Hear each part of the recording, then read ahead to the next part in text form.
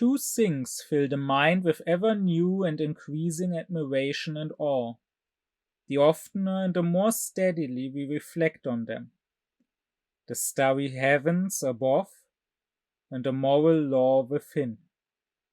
I have not to search for them and conjecture them as though they were veiled in darkness or were in the transcendent region beyond my horizon. I see them before me and connect them directly with the consciousness of my existence.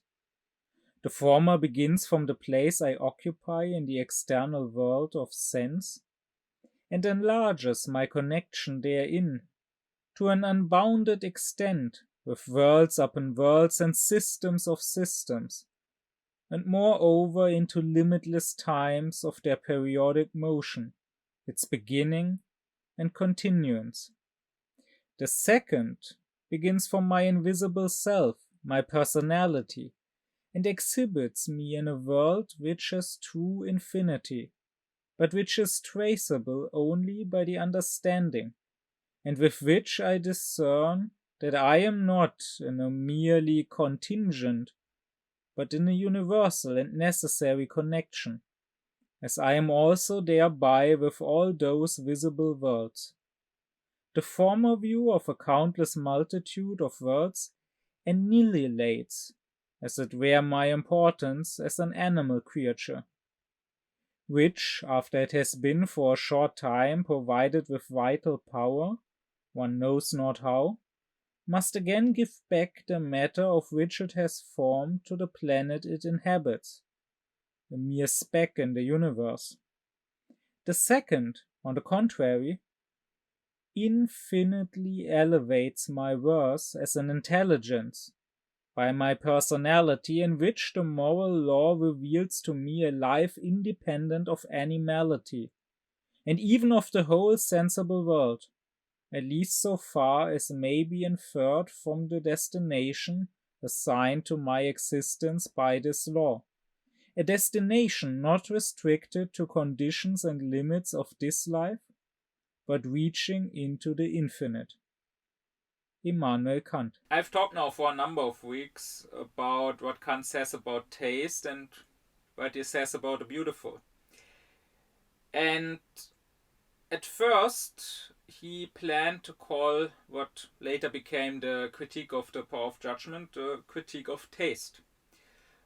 So he clarifies that this can be understood in two ways. Critique of taste can, according to him, be a critique of certain products of art, of the beautiful art, judging whether they are tasteful or not. And that would mean taking them as examples of good taste and judging whether they are such examples or not, whether they follow the rules that taste should follow. And that is what is usually understood by criticism of taste, or when we talk about someone being an art critic, that is what those people do. This is a critique, Kant says, that is based on individual taste, and that is more of a psychological or physiological critique. His critique of taste, however, is a transcendental critique of taste, and like all transcendental philosophy, I discussed what exactly that means to Kant in a separate lecture. Like all transcendental philosophy, it is not so much concerned with the objects. So, in this case, when it comes to taste, it is not concerned with the beautiful objects, with the works of art, but rather transcendental philosophy is concerned with the subject and with our conditions of the possibility of even perceiving, of even judging objects. So when it comes to taste, the transcendental critique of taste critiques taste itself and asks what even is taste, how does that work, how is it possible to have taste, to a priori judge that something will be beautiful, that is will be liked by not just me who likes it, but by everyone. But this planned critique of taste grew into more. It grew into the critique of the power of judgment. For one, Kant added a critique of the teleological power of judgment, so that's not the main part of the book. That doesn't concern us here, however. I will address that much later when I get to Kant's writings about natural science. But even the critique of the aesthetical power of judgment, which makes up the largest part of the book, even that contains more than just the critique of the beautiful. It also ended up containing the critique of the sublime, which was not that surprising, because those, the beautiful and the sublime, were taken in that time in the 18th century to be the two main aesthetical feelings. It's not Kant who started this, others before him wrote about those two. Burke was the one who named those two as the main aesthetical feelings. So Kant asked himself the question not just what is beauty or does that work, but also what is the sublime. Nowadays, however, the sublime has more or less vanished from our thinking, from our talking about aesthetical matters. Like, beauty is still a word that is part of the common language, and people talk about things being beautiful. They may not reflect about what beauty actually is. They may not have the full understanding what it is. Most of all, they may often confuse it with other things. They may confuse it with attractiveness. They may not understand, as Kant did, that beauty is a liking of a thing in the mere contemplation, a liking of the mere form of the thing without taking interest in that thing's existence, while finding someone attractive means that I do very much take interest in that person. But be that as it may, still people talk about beauty. Also, our time, because it more and more is alienated from both its own intellect and its own sensuality, our time is more and more incapable of creating something beautiful. But still, at least the beautiful still plays a role in the common consciousness. That can't be said about the sublime. You don't often hear that word. You don't often hear things being called sublime, or you don't often hear that being discussed. After this lecture, our time abandoning the sublime and not talking about it anymore, thinking about it much, will probably come as no surprise anymore. But what is the sublime? Well, in German it is more clear. The word that Kant uses is erhaben.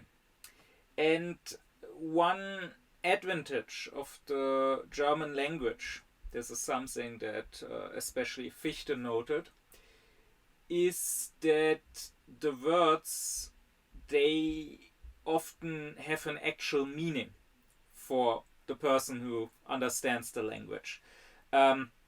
This, of course, is not just true for German, but will be true for any language which has not been mixed too much with a foreign language.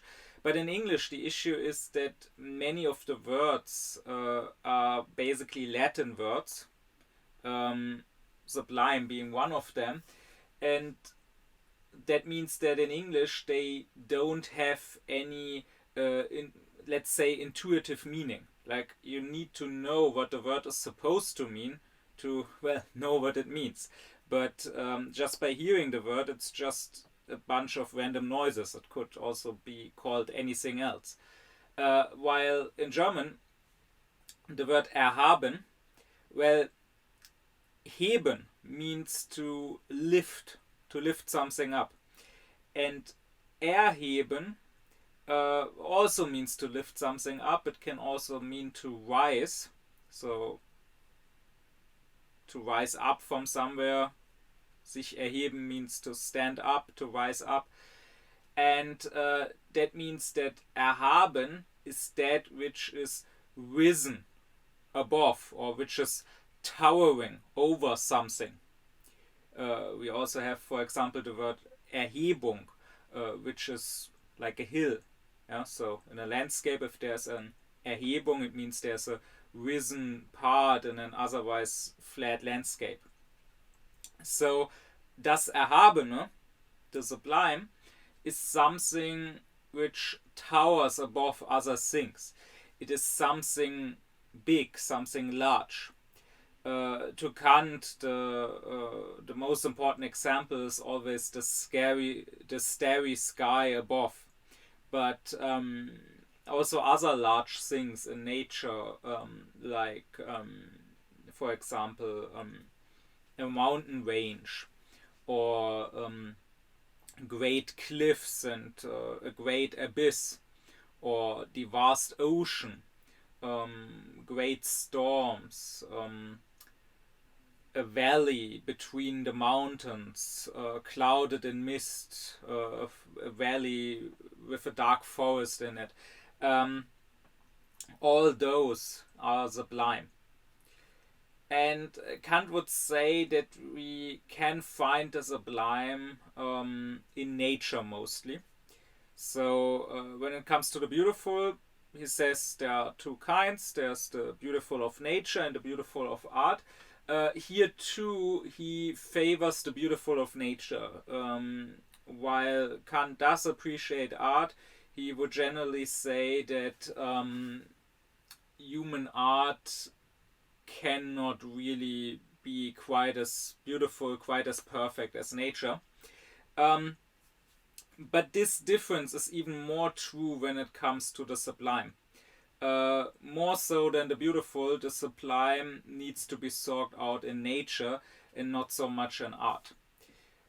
That doesn't mean that it cannot happen in art at all, but it cannot so much happen in the merely mechanical and useful art. So I discussed the different types of art according to Kant in my lecture on what is art.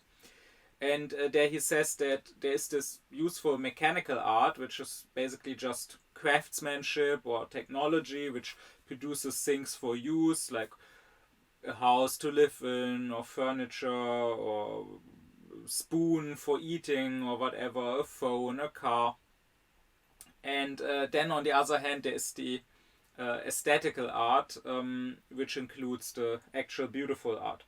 And Kant would say that the mechanical art, while it produces things that are meant to have some sort of use, and that are not mainly meant to be beautiful, that are not mainly meant to just be contemplated, still those objects, if their creator also has taste, can be given a tasteful form.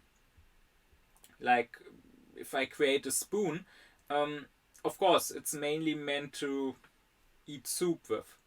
And just a plain spoon that is not particularly beautiful will serve that purpose.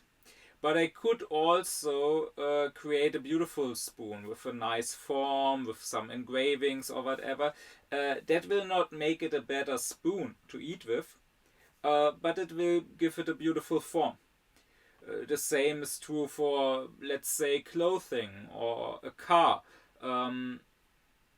It may mainly be meant to shield me from the weather, or to drive me around, but I could give it a tasteful form to also make it look pleasing to the eye. Kant says with the sublime that is not so much possible. because the sublime must be exceptional and it must be big, it must be grand. So you cannot really give a commonplace object, a useful object of daily life like a spoon, you cannot really give it a sublime form. However, the proper art that is just meant to be contemplated and to give some sort of aesthetical pleasure, that can be not just beautiful but also sublime. So think of certain paintings, maybe of the sublime objects in nature that I already mentioned, like for example certain paintings by Caspar David Friedrich of, for example, the lone monk standing by the sea, or in literature, think of great battles, a great battlefield, or a great duel between heroes. When you describe that in some epic literature, or again when you depict it in a painting, that could be sublime. Certain architecture can be sublime. Like, for example, an old temple, Kant says, or a castle, a fortress on a mountaintop, or a great cathedral, or the pyramids. Music also can be sublime at times. Think of certain pieces by Beethoven, certain music of Wagner. There can be the sublime in art, though it is less common than the beautiful in art. But again, I find it noteworthy that sublime art has largely died out. Like, when it comes to architecture, for example, we may still build large things, even larger than ever, but when there's a large dam over a river, or when there's some sort of large giant factory, those are not sublime. They are more so meant to serve a purpose, to be useful, not to be perceived as sublime. And likewise, when there's large towering skyscrapers, I mean, I guess they are not simply useful because at some point there is no use in building even higher. Quite the opposite, it's actually useless. It's obviously more of a thing who has got the largest, but still, there's nothing sublime about it. Also, when it comes to other arts, like our literature has stopped being sublime, our movies, our music. I mean, if you go back a bit, maybe there are some exceptions, maybe there are some scenes in The Lord of the Rings that are still sublime, but mostly when you think of newer stuff, it might still be grand, it might still be bombastic in some way. There might be large battles in some newer movies, but still, somehow they are not sublime. Same with the music accompanying them. The music is often, well, again, it's bombastic, it's loud, it's meant to be, as it's called now, epic, but it's not sublime. It's the exception to have a movie like, again, maybe some scenes in Lord of the Rings, or maybe for a newer example, some scenes in Dune, where you still find the sublime. And the sublime has a special effect on us.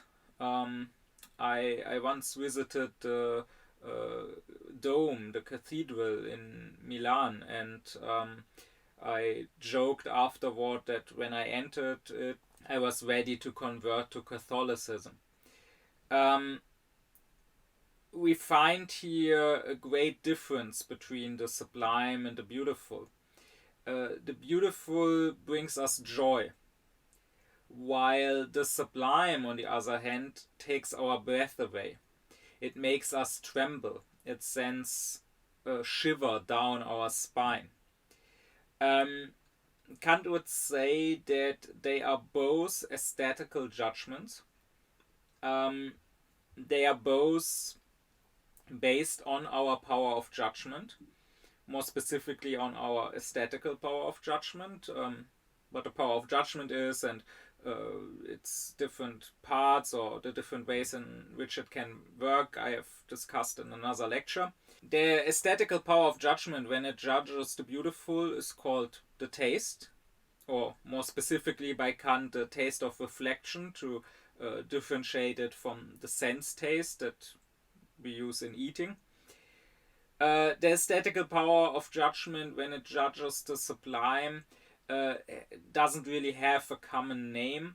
Kant suggests the name Geistesgefühl, which would translate as spirit feeling or spiritual feeling.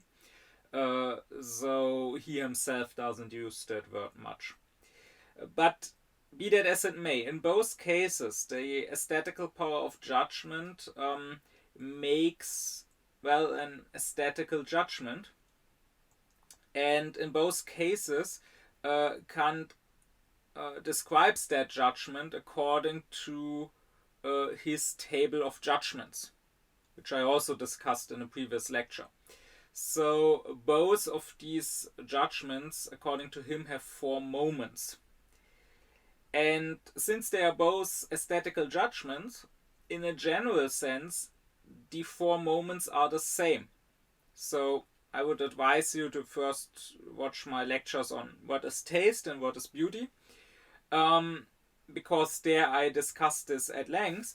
According to quantity, the sublime, just like the beautiful, must be liked, must bring pleasure universally, not just to me as an individual.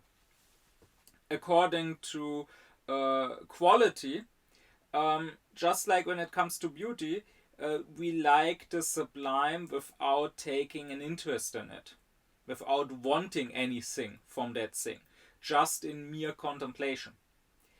When it comes to relation, again, just like with beauty,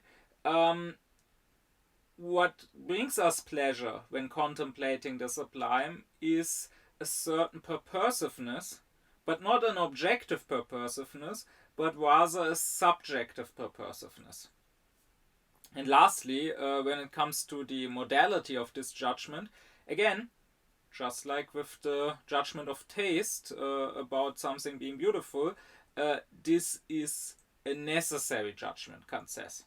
So in this general sense, both judgments, because they are both aesthetical judgments, are similar, but still the sublime is very much different.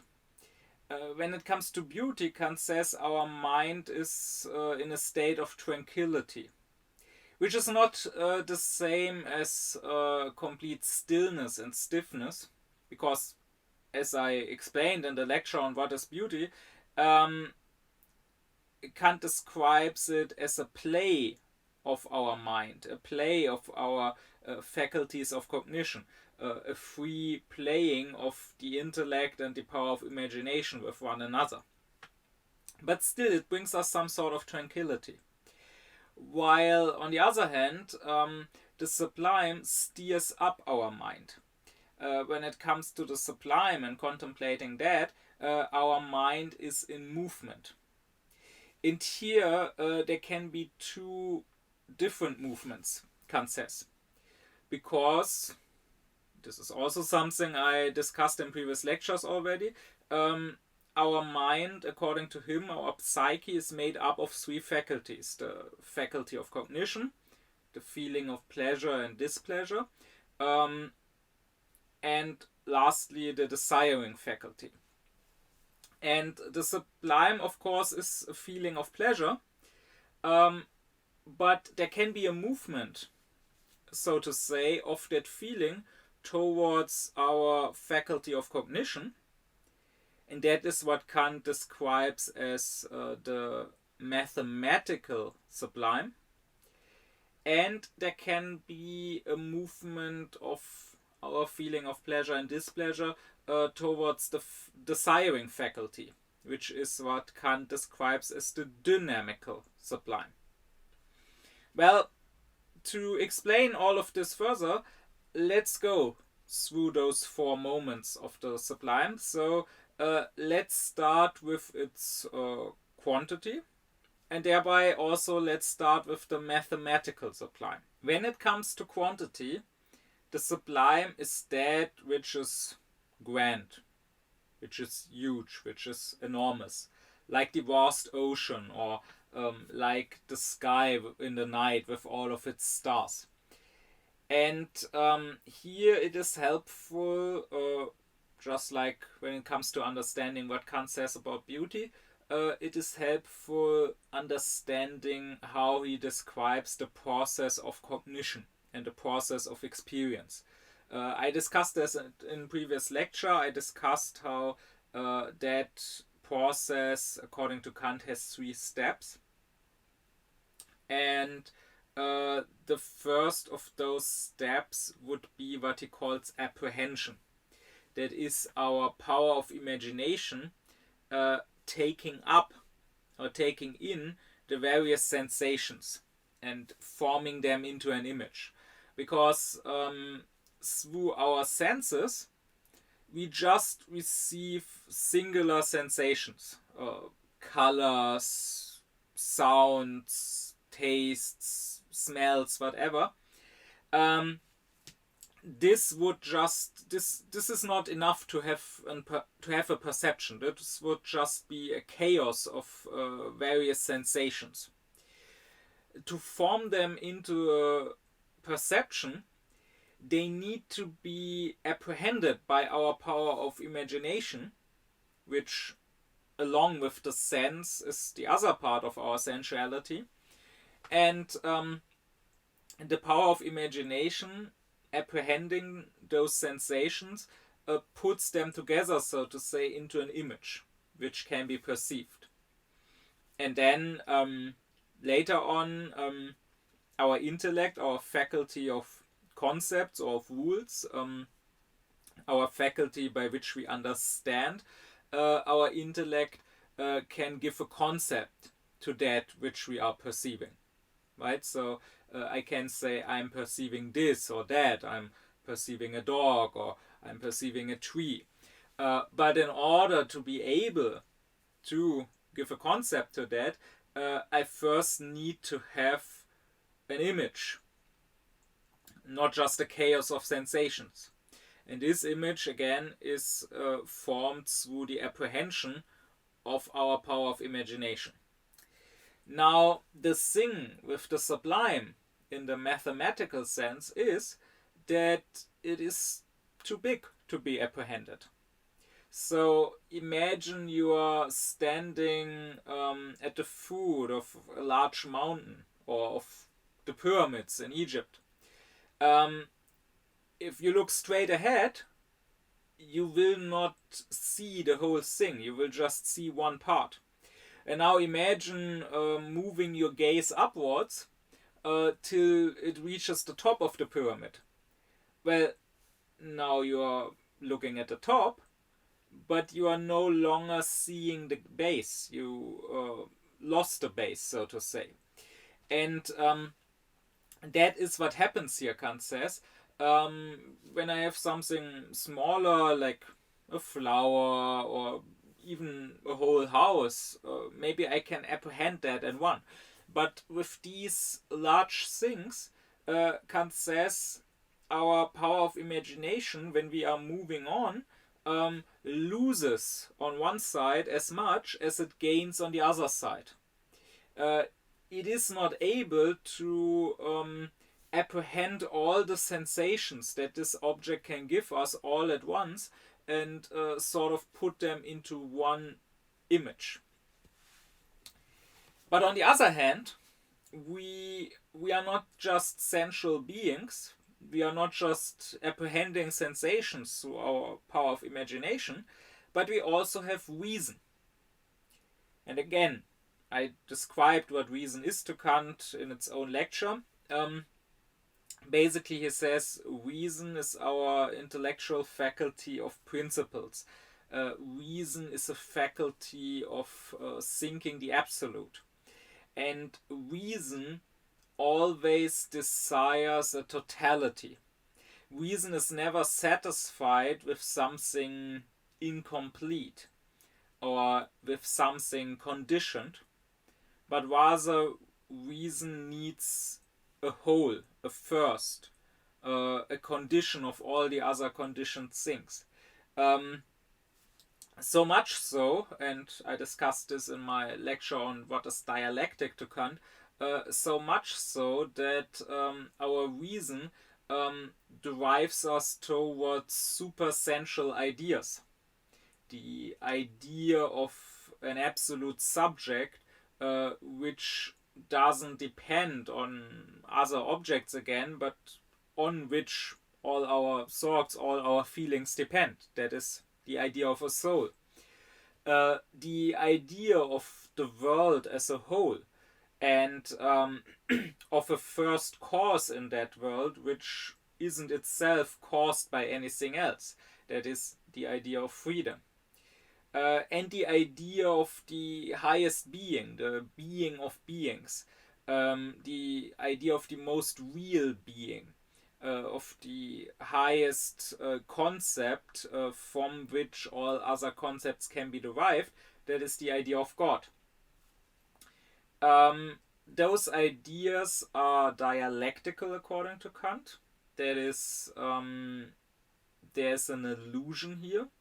They may seem real to us, or our reason may come up with arguments to prove them, which may seem correct, but really we cannot, at least in theoretical philosophy, we cannot prove them, just like we cannot disprove them.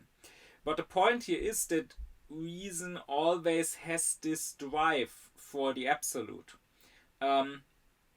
It is never satisfied otherwise. So much so that even when we can understand that there is some sort of infinity, like with time and space, we still, our reason still demands us to think them as a whole. I discussed this in my lecture on rational cosmology. Our reason still wants to think of the whole of the world, and therefore of an end in space and of a starting point in time. So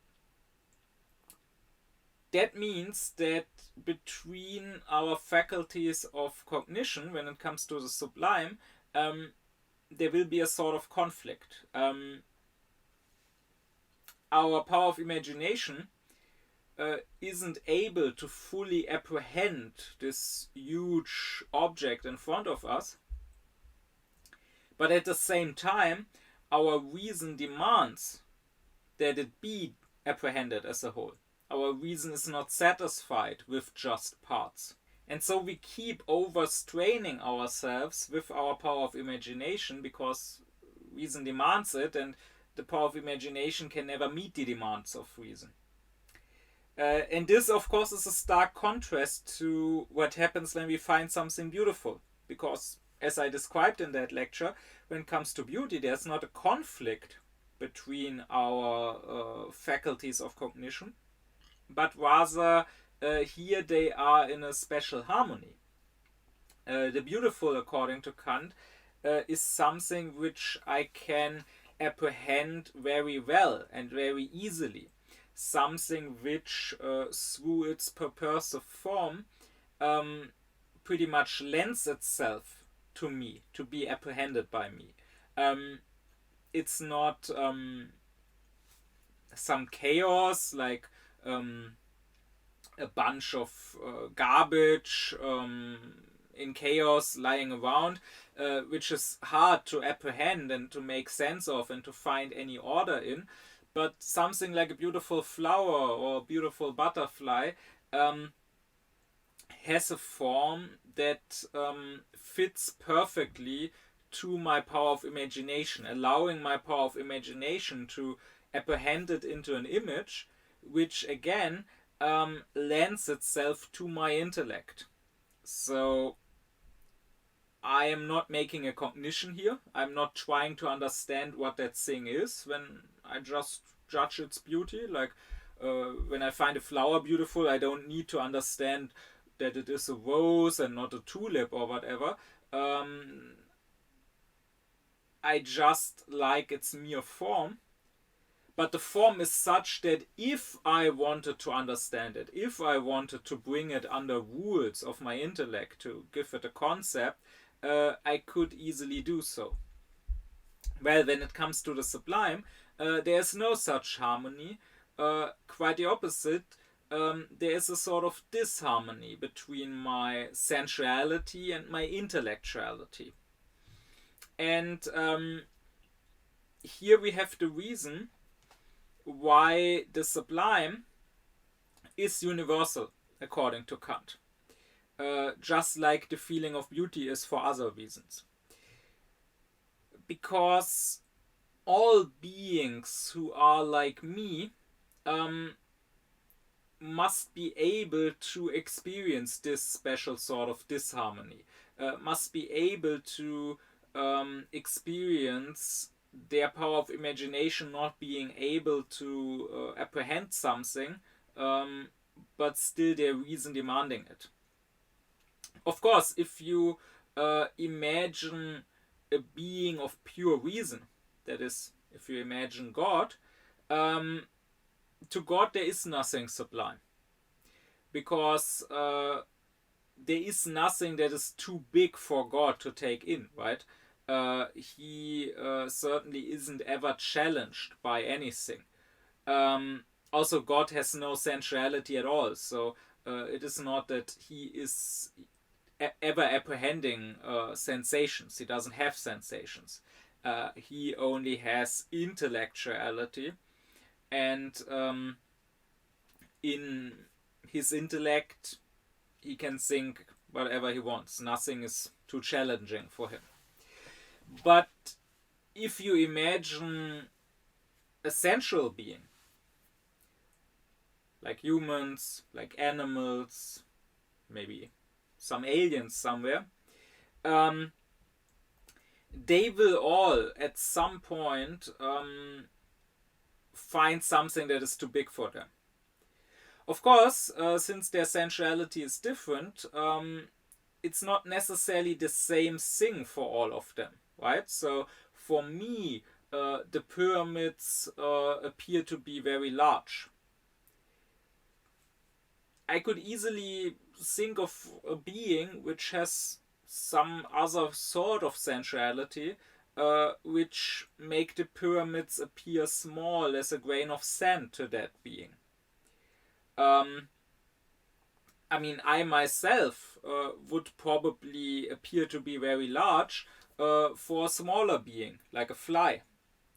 So, sure, this part is relative. When Kant says that the sublime is universal, he's not saying that the very same thing which I find sublime must be judged as sublime by every sensual being.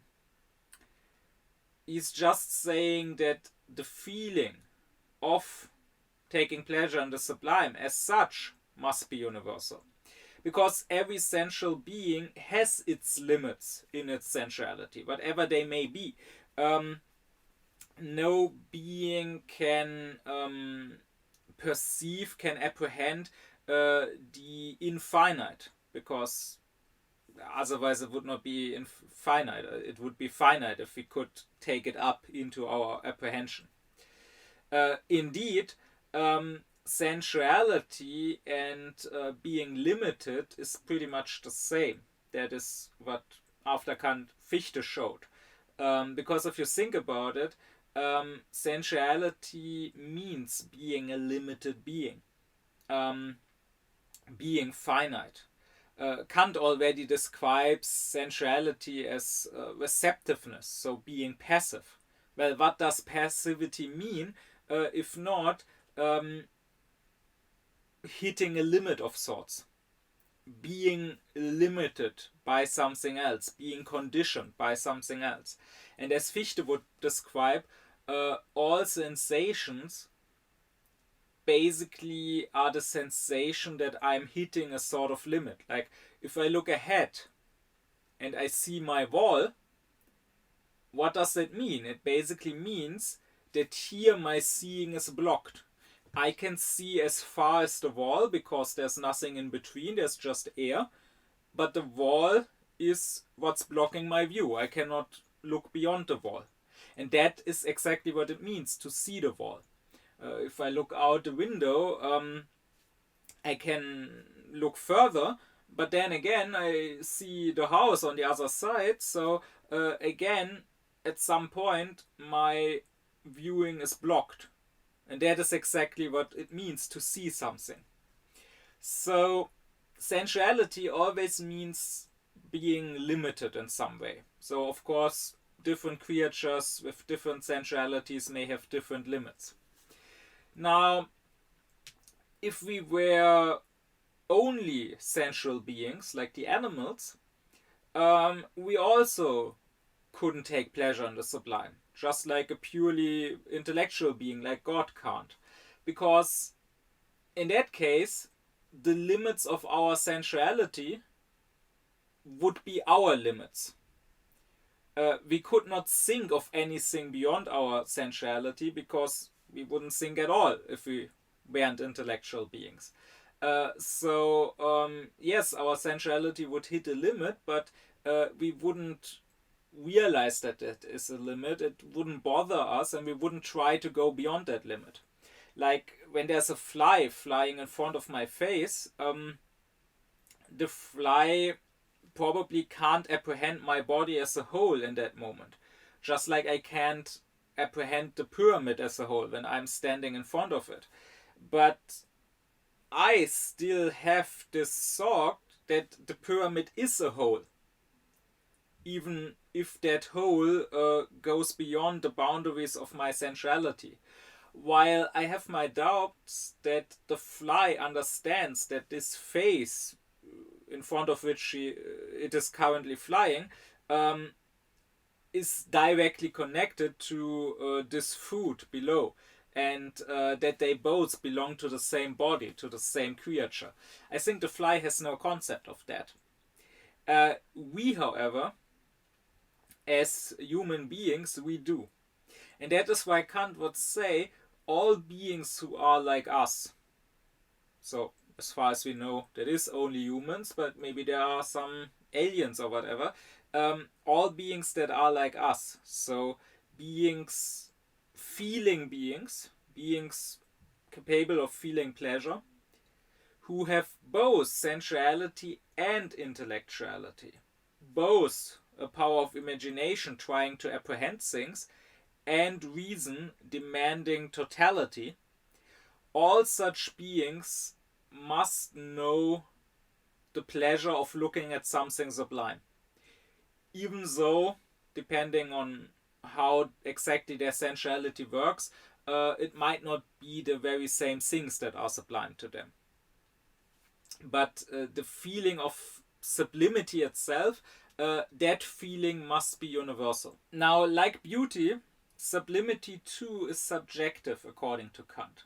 So, in both cases, we cannot really say the object is beautiful, the object is sublime, as if it was objectively so, even independently of us viewing it, but rather, if we weren't there to find this thing beautiful, to find this thing sublime, then it wouldn't be beautiful or sublime.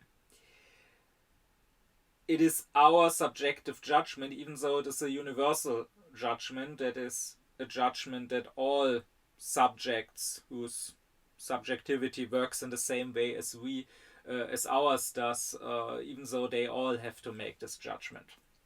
However, there's an important difference. Even though the judgment about beauty is subjective, we are somewhat justified in saying this thing, let's say this flower, is beautiful, as if it was an objective judgment, as if the beauty was in the thing and not in us. Because we are making a judgment about an attribute of that thing. We are judging that this thing is purposive, And therefore, because we find it to be so purposive, we take a liking to it. It brings us pleasure, and that pleasure is what we call beauty. But when it comes to the sublime, Kant says, it is actually not correct to say that a thing, like the pyramid or the ocean or whatever, that a thing is sublime. Actually, it is us. It is our reason which is sublime. Because if you think about it, if you call sublime in the mathematical sense that which is giant beyond scale, then if you take this in a sensual, in a physical way, it is really relative. There is nothing giant beyond scale in the physical realm. I mean, sure, the pyramid seems large to me, but if I compare the pyramid not with myself but with the earth as a whole, it's not more than a grain of sand. And again, the earth as a whole might be very large in comparison to me, but compared with the sun, the earth is nothing. And again, the sun is actually a very small star. There are much, much larger suns out there in the universe. And even if I take the largest body that could be found in the whole universe, it is still large only relatively, only in relation to other bodies. Nothing stops me from at least imagining something even larger, even if it doesn't actually exist. So there's nothing that is large beyond scale, but it always depends what my scale is. I may be small in comparison to an elephant, but to a mouse or to a fly, I'm large. And again, that mouse or that fly, they are large in comparison to even smaller things, to, let's say, a grain of sand. At least the mouse is large in comparison to the grain of sand. And the grain of sand is again large in comparison to an atom. So in the physical world, calling something big or small is always relative. There is nothing big or small per se. In the intellectual realm, however, there is. And that is reason. Because our reason can sort of take into itself everything at once. It can think everything at once. And if you think about it, that is quite amazing. I mean, physically, we may be basically bugs on a speck of dust driving through the vast empty space. We are nothing compared to this endless universe, considered as physical creatures. But as intellectual creatures, we are in a way larger than all this universe, because we can take it into our mind. Our reason can sort of wrap itself around this whole universe. I mean, the mere fact that I can talk about the universe, that we have a word universe, that we have a concept of the universe, proves that, right? Physically, I could never apprehend even 1% of the universe. Even that would be so large that it goes far, far beyond my sensuality. But with my intellectuality, I can sort of put the whole universe into my mind. Even infinity, which by very definition, by the fact that it is infinite, can never be apprehended by my sensuality. Even infinity is something that, as an idea, I can think, as if it was something limited, as if it was something that I could grab and put into my head, so to say.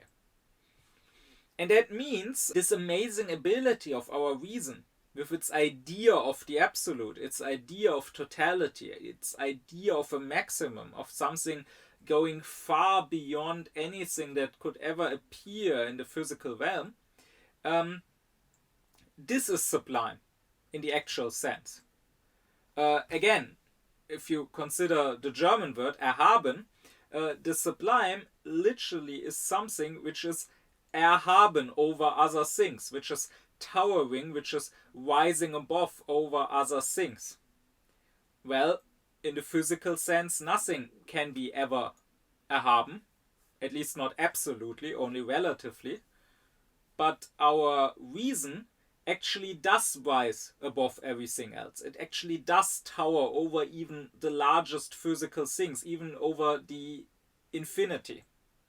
So it is us who are sublime. And the things which we call sublime, like the pyramid or the ocean or whatever, they remind us of that. Because here we find, once again, our power of imagination reaches its limit. It tries to sort of grasp it all, but it's too large to grasp. But precisely in that moment, when our sensuality reaches its limit, we find that our intellectuality is limitless. Precisely because reason demands the absolute and thereby drives our sensuality to go on, to keep trying, even though it's fruitless, that sort of shows us that as intellectual beings, we are far larger than even the largest physical object. And that is what makes us feel this pleasure of sublimity. So the objects which we call sublime, Kant says, are those which through their scales, through their vastness in comparison to us as physical beings, carry with themselves or are accompanied by the idea of infinity. Let's move on to the second moment of the sublime now. Let's move on to its quality. Why does it bring us pleasure? And what kind of pleasure is that? Here I remind you of what pleasure means to Kant. I discussed this in my previous lecture on what is pleasure and what is pain. Kant says that basically pleasure is a feeling of our vitality being strengthened. And on the other hand, pain or displeasure of any kind is a feeling of our vital energy being diminished or blocked in a way. Well, if you consider what I said so far about the sublime, then you will find that here our vitality is blocked. When it comes to the mathematical sublime, which I just discussed, it is our faculty of cognition which finds itself blocked. I want with my power of imagination to apprehend it, but I can't, I fail. When it comes to the dynamical sublime, which I will discuss next, it is on the other hand our desiring faculty which is blocked. Here we have something which threatens us, which is dangerous to us. So I may want something, but the sublime in the dynamical sense prevents me from getting it. Why would this bring us pleasure? Isn't that in contradiction with Kant's whole theory of pleasure and displeasure? Well, he says the sublime actually does bring us displeasure at first, for a moment. That is exactly why it makes us tremble, why it takes our breath away, while it makes us shiver. The pleasure comes exactly out of this displeasure. It comes from that displeasure in a way being removed, and that means our vitality is blocked for a moment, but then when that block is taken away, it comes back with new strength, and that is exactly what gives us pleasure. If you think about it, that's not as strange as it sounds. Kant says this is actually something that happens often, not just when it comes to the pleasure and the sublime. And I think we can find many instances of that. Like, for example, when you drink some carbonated drink, this little prickling in your throat is a kind of pain. Of course, we would usually not describe it as pain because it's such a small pain that it doesn't really feel painful. But there is a small displeasure, which you can probably feel better when you drink something with too much carbon in it.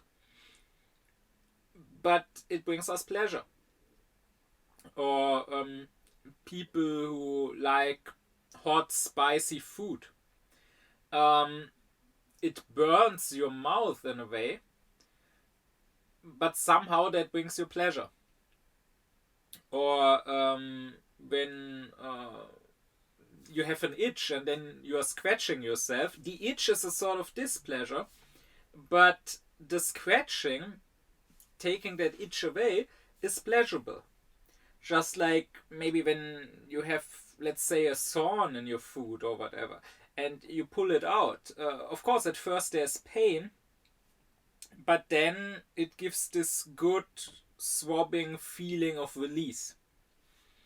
Or likewise, people on a roller coaster that suddenly yanks you downward and suddenly yanks you upward and makes your heart skip a beat. That is felt as pleasurable. Or people who like horror, people who like experiencing shock, like when in a horror movie suddenly the monster or the killer jump scares you. For a moment your heart stops beating, for a moment you stop breathing, and then afterward you feel your vitality come back in a way with new strength. Or take the sexual masochist who derives pleasure from being hit or whatever, or being whipped. Kant would say that there is no true masochism. So, no being, including no human being, ever gets pleasure from pain as such. That would not make sense, because if that were the case, then it wouldn't be pain, it would be pleasure.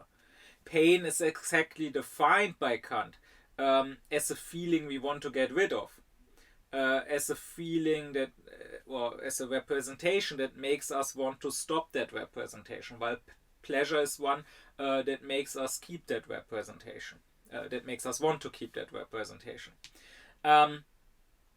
So it makes no sense to say that pain as such could ever be pleasurable. And even the masochist is not really seeking out pain as such. Rather, he is seeking out the bigger pleasure that comes after the, in comparison to it, smaller pain. It's like when you have a hose with water and you put your thumb on it, preventing the water from getting out. Now, if you take your thumb away again, the water will once again come out and in bigger strength, right? And now I think if you could imagine, let's say, a river having feelings, being able to feel pleasure and pain, then I think if the river was allowed to just gently flow in its way, it would feel fine, but probably wouldn't feel, it would not feel pain, but probably not big pleasure either. Now, if you put a dam into the river, preventing the water from flowing on, that would probably be felt as painful by the river. But if you now imagine the dam breaking, and suddenly all this dammed water at once rushing out, the river would probably feel this release as immense pleasure. And so you could imagine so to say, masochistic river damming itself on purpose to experience that larger pleasure of the dam breaking. Even laughter, which of course is pleasurable, according to Kant, always comes as a form of release from pain. Or maybe pain is too strong a word, but a slight displeasure. Kant describes all laughter as the effect that comes from the transformation, the sudden transformation of some sort of suspense into nothing. That is how, according to Kant, jokes work. I already talked a bit about what he says about jokes in my lecture on his constellation between empiricism and rationalism. Kant would say that in a joke, we are presented, of course, a little story, and we expect it to lead somewhere. We expect it to have some sort of solution that makes sense. And that expectation isn't met. It's disappointed in a way. And that leaves us, Kant says, as if we were playing with a ball and still hitting it, still throwing it back and forth for a moment, trying to catch it. Maybe this is too abstract, so let me give an example. A favorite joke of my grandfather. My grandfather was an American Jew, but from a family from Eastern Europe, somewhere in what is today Ukraine. Back then it was still Russia. His family immigrated already before the First World War to the United States, so he was already born there.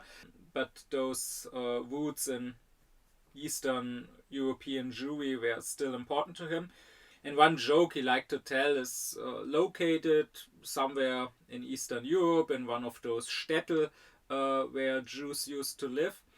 And the joke goes like this: the community hires a guy whose only job is to stand guard at the entrance of the shtetl and to be on the lookout for the Messiah and to run back and to tell them when the Messiah comes. And they discuss payment, and the guy complains that the monthly payment is too little. And the community basically replies to him, well, yeah, you're right, it's not much that we are paying you per month, but you should consider that it's a lifelong income. So I know you should never explain the joke, but here we have this story, we expect it to lead somewhere, and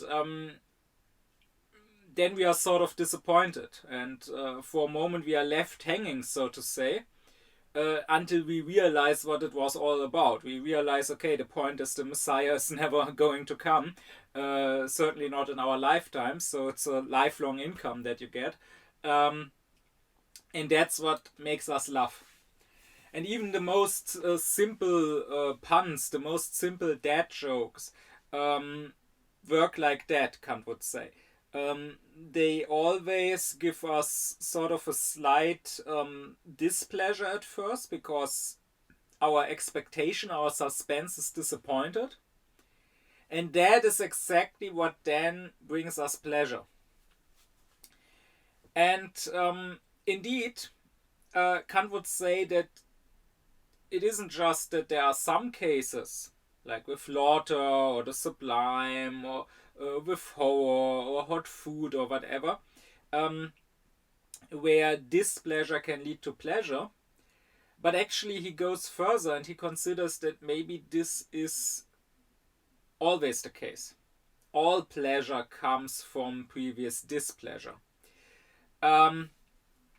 Because, again, pleasure to Kant means a feeling of an improvement of our vitality, of our vital force. Well, if there was never displeasure, meaning our vital force was never blocked, then we would not feel it, Kant would say.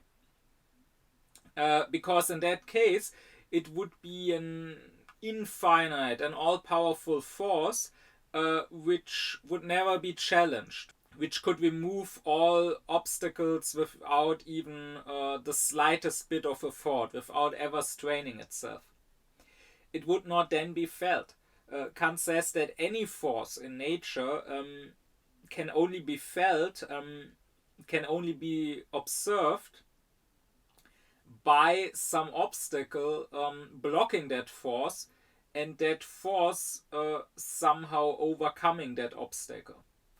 So that means that some form of, even if it may be very, very mild, even unconscious displeasure, is needed in order for us to be able to feel our pleasure. And in that sense, Kant says all of life is continuous or always repeating displeasure.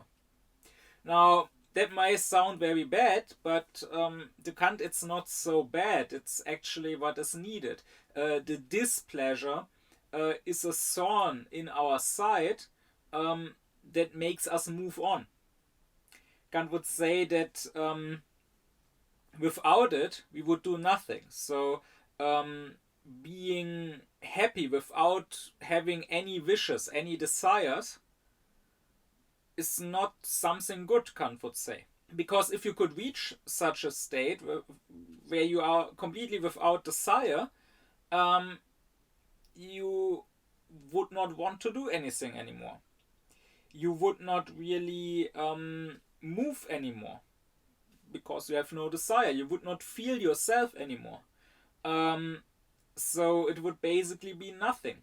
It would not be happiness, bliss, because all your wishes are met, but rather it would be nothing. You could say maybe this is exactly what the Buddhists are seeking with nirvana. To Kant, the point is that in any moment there needs to be some small displeasure that drives us to move on into the future, into the next moment, trying to fix it. Like, now I'm hungry, so I'm going to eat something. Now I'm sexually aroused, so I'm trying to satisfy myself, whether alone or whether with somebody else. Now I have an itch, so I'm scratching that itch. Even something small like changing my position. So right now I might be sitting like this, and now it becomes sort of uncomfortable to sit like this, so I slightly change position. I put one leg over the other, or I put both legs down, or whatever. Or I'm bored one moment, and that makes me seek out some new activity, some new excitement. Always there first needs to be displeasure, and that is what makes me move. Kant goes so far as to say that all sensations as such, taken in isolation, are felt as displeasure. There are no pleasurable sensations as such.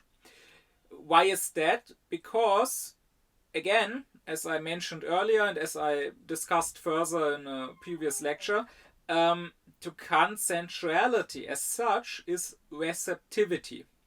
So, being a sensual being means being passive, depending on other things that affect you. And any passivity, any sort of being affected, basically means our vitality being blocked, right?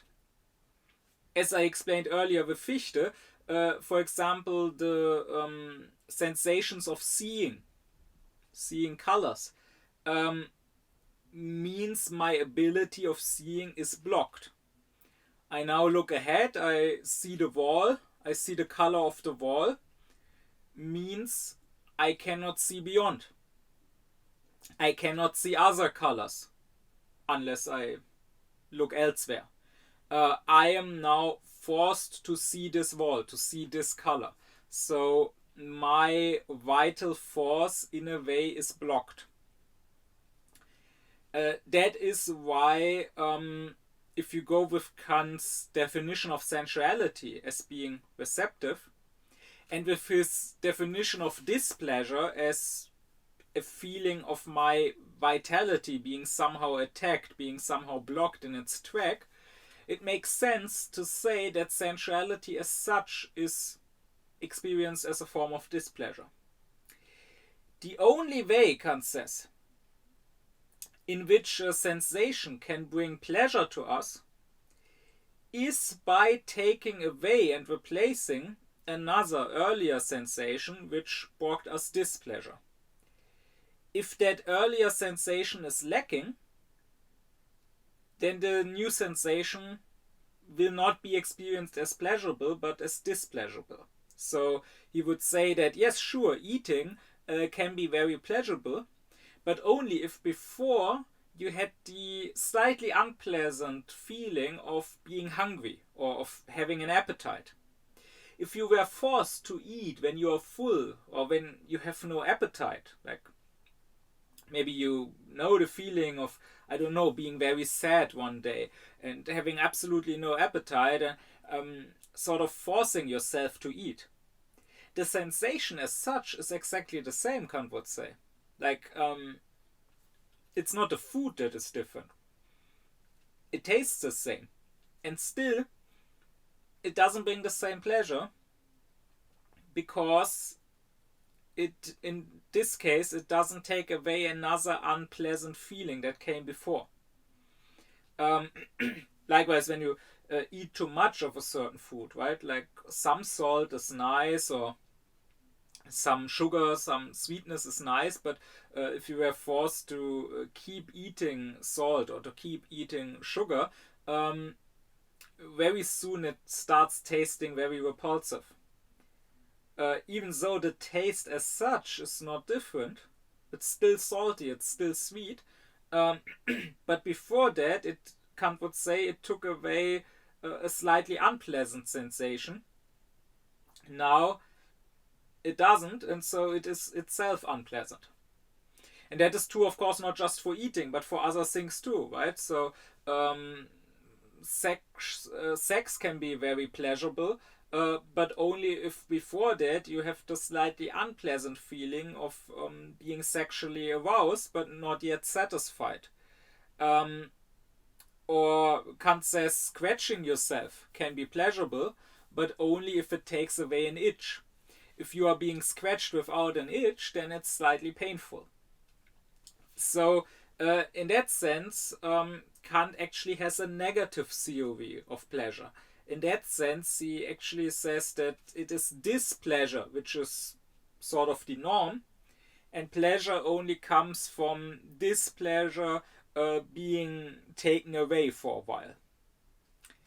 Incidentally, that might remind someone of Schopenhauer, who was, after all, the great famous pessimist thinker, and who basically said that it is pointless seeking pleasure because, for one, wanting something, desiring something, having an unfulfilled wish is a sort of pain.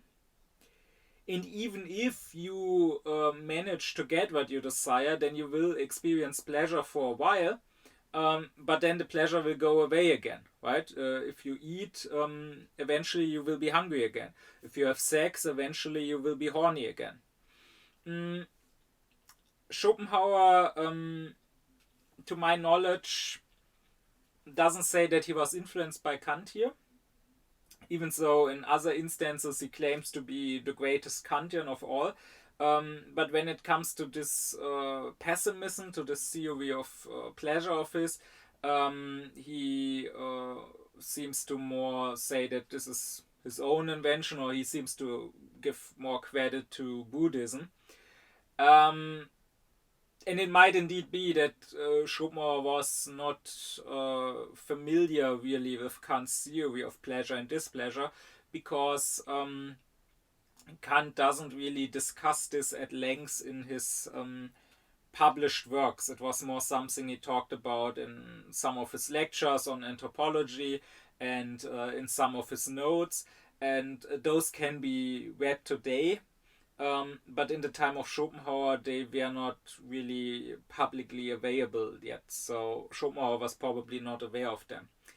Um, but still, they actually are in agreement on this.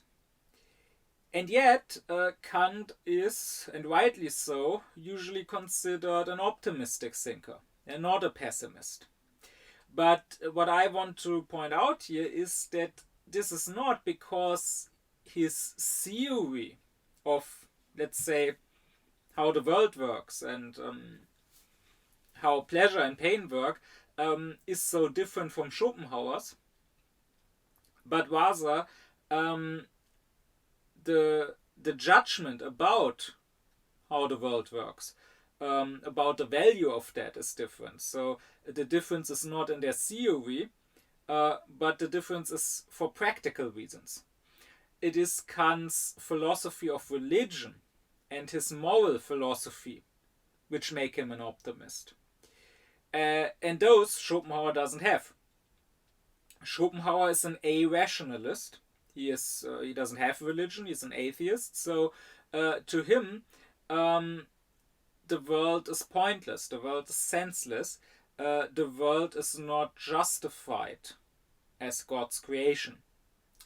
And also, being an a-rationalist, Schopenhauer has no theory of morality. Now, this statement will be more controversial than saying he was an atheist. Lots of people would disagree with me on that. They would say, oh, of course, Schopenhauer has a theory of morality. He has this whole philosophy of compassion. But that has nothing to do with morality. I will get further into that in my upcoming lectures when I get into Kant's philosophy of morality. But the point is that, and Schopenhauer makes this very clear, to him there is no such thing as duty, moral duty. You cannot say, this is good, this ought to be done, and if you don't do it, then you haven't done your duty, then you are evil. You cannot say that with Schopenhauer. All you can say is that the other creatures in the world, they are like you, they feel pain like you, and when you understand that they basically are like you, or even more than that, that they are you in a sense, because you are all will, then you will feel compassion towards them, and you will not want to cause them pain. Well, that's fair enough, but that has nothing to do with actual morality. And that is why Schopenhauer's so-called moral philosophy is entirely negative. It is based on not causing pain. His principle is neminem lede, harm nobody. But there is no positive moral philosophy. There is no sense of us having any sort of duty, having any sort of task in this world. There is no sense on working on this world, on shaping the world, on making the world better, of healing the world. So, in conclusion, you could say that in theory, Kant and Schopenhauer are much more aligned than it seems, and than most people are aware, and then Schopenhauer himself was probably aware. But on the practical side, they are not aligned. And so Kant could have said to Schopenhauer that he is consistent with his pessimism.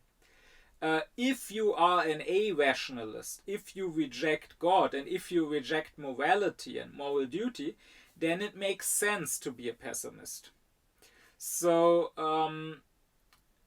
and Kant himself would probably, there are some remarks of his that seem to imply that, would probably be a pessimist if to him there was just this physical world and nothing else. So you could conclude that a pessimist must be an evil, must be an immoral person. But on the other hand, any evil, any immoral person must necessarily be a pessimist if he doesn't want to be, on top of being evil, if he doesn't also want to be a shallow person. The only way in which you can be evil and which you can be immoral while still being an optimist is by being superficial. But anyways, with that, let's get back to the sublime after this digression. While contemplating the beautiful is a sort of playing, according to Kant, contemplating the sublime is seriousness. The beautiful is liked immediately without previous obvious displeasure because its mere form is found to be purposive to us by our power of judgment. However, the sublime has a form that our power of judgment judges to not be purposive. Quite the opposite, to be dispurposive. It has a form that sort of violates us. When it comes to the mathematical sublime, it is too large for our power of imagination to apprehend it. When it comes to the dynamical sublime, which I will soon discuss further, it is too mighty, it is too powerful, and therefore it is sort of an attack on our desires. So, in that sense, the sublime first gives us displeasure because we find ourselves taken as physical beings to be inadequate here, to be inferior. But at the same time, or for exactly that reason, we find that we are more than just physical beings. We find that, well, we are also intellectual beings, and as such, we are not inferior, we are immensely superior to anything physical. Because those physical objects, like a mountain range, or like the ocean, or even like the whole sky with all of its stars, no matter how large they may be in comparison to us physically, they are just physical objects. They have, so to speak, only an outside with nothing inside. Kant would say they don't have a soul. While we are not just physical creatures, we also are spiritual creatures. And in that sense, we are far superior to those. I mean, if something rebuffs us, if something pushes us back, not just on the outside, not just physically, but also inwardly, intellectually, that would be a different story. If something was superior to us on an intellectual, on a spiritual level, and that something would be God. God is not just physically our superior, he is not just more powerful or whatever, he is also on the inside, intellectually our superior. And that is exactly the reason why here, Kant would say, we can't have this feeling of the sublime.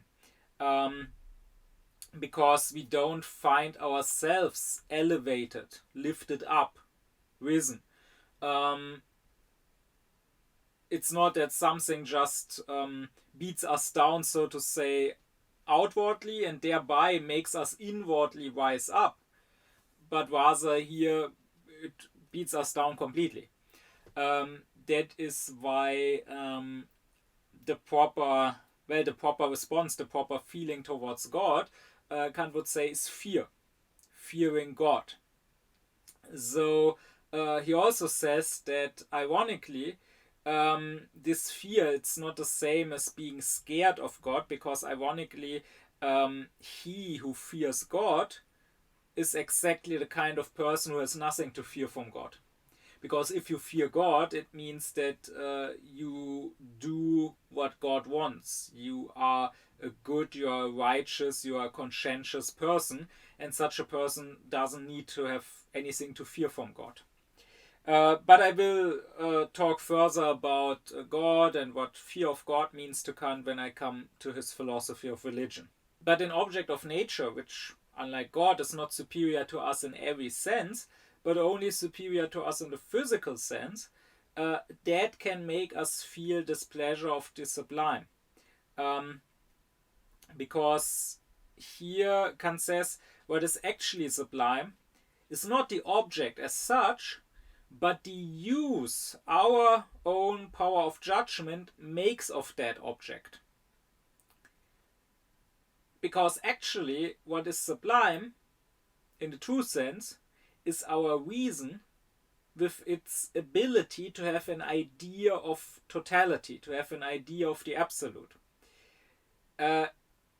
If the sublime is that which is large beyond scale, if it is, again, with the German word erhaben, meaning risen, towering above everything else, then no physical object, as I already said, can truly be sublime, but our reason, with this idea of totality it has, can be sublime. So Kant would say that in the true sense, it is only ideas which are sublime. I discussed what ideas, what concepts of reason are in the lecture on reason. And there I said that to Kant, an idea is always a concept of a maximum, a concept of something large beyond scale, above which nothing larger can be sought. And that is exactly why only the ideas are truly sublime. And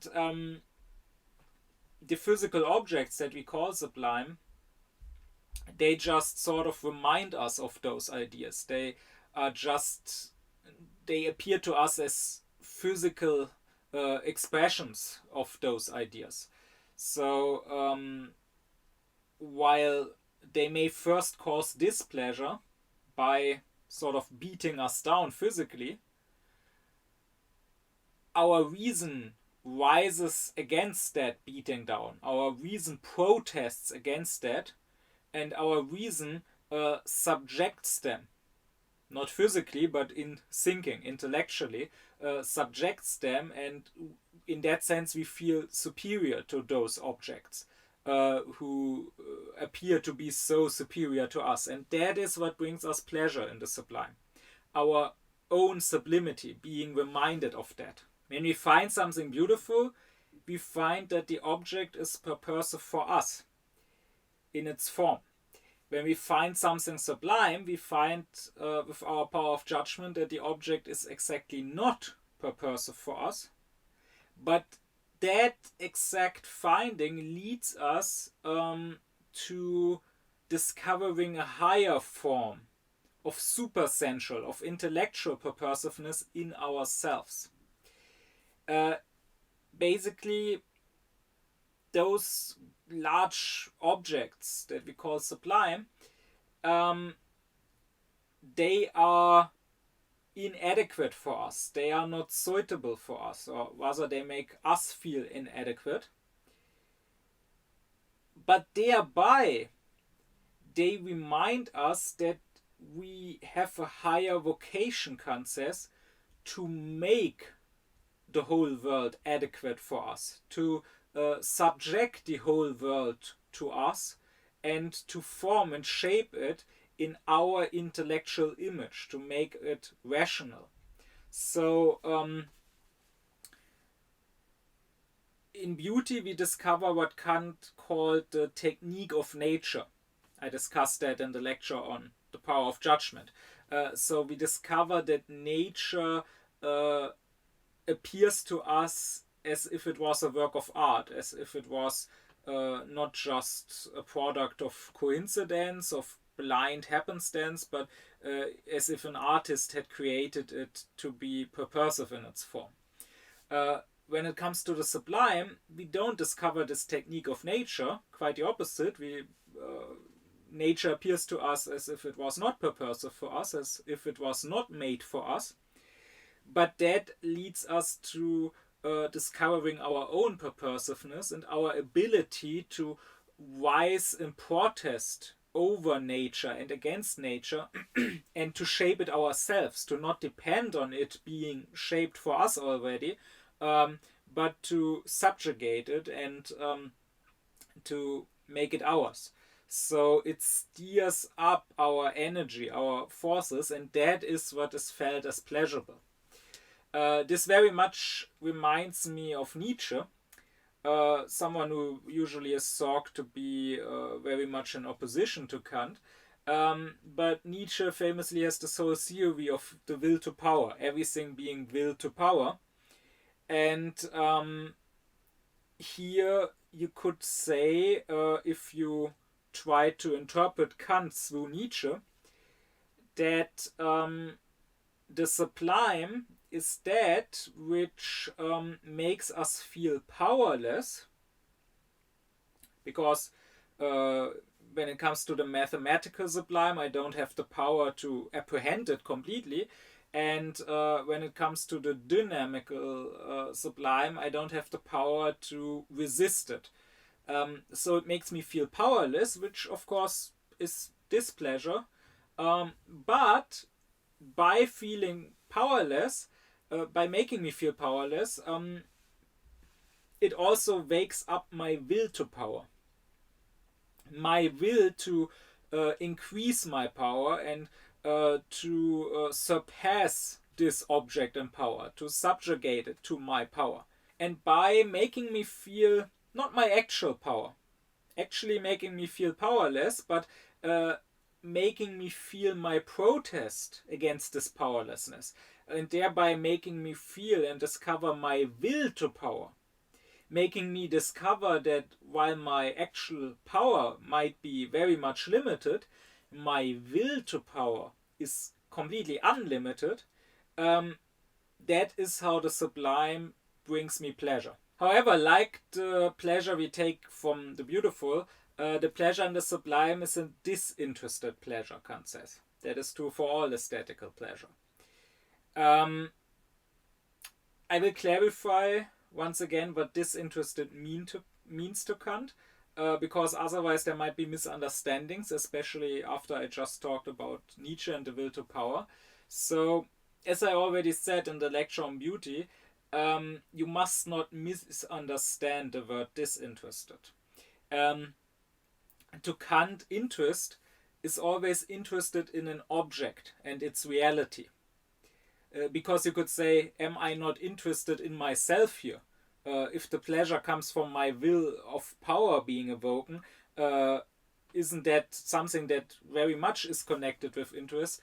Well, yes, you could call it that, but that is just not how Kant uses the word interest. What he means when he says interest is wanting the object. So, with sense pleasure, you can dream of eating at a feast, or you can dream of having great sex, but that's not the same as actually having it.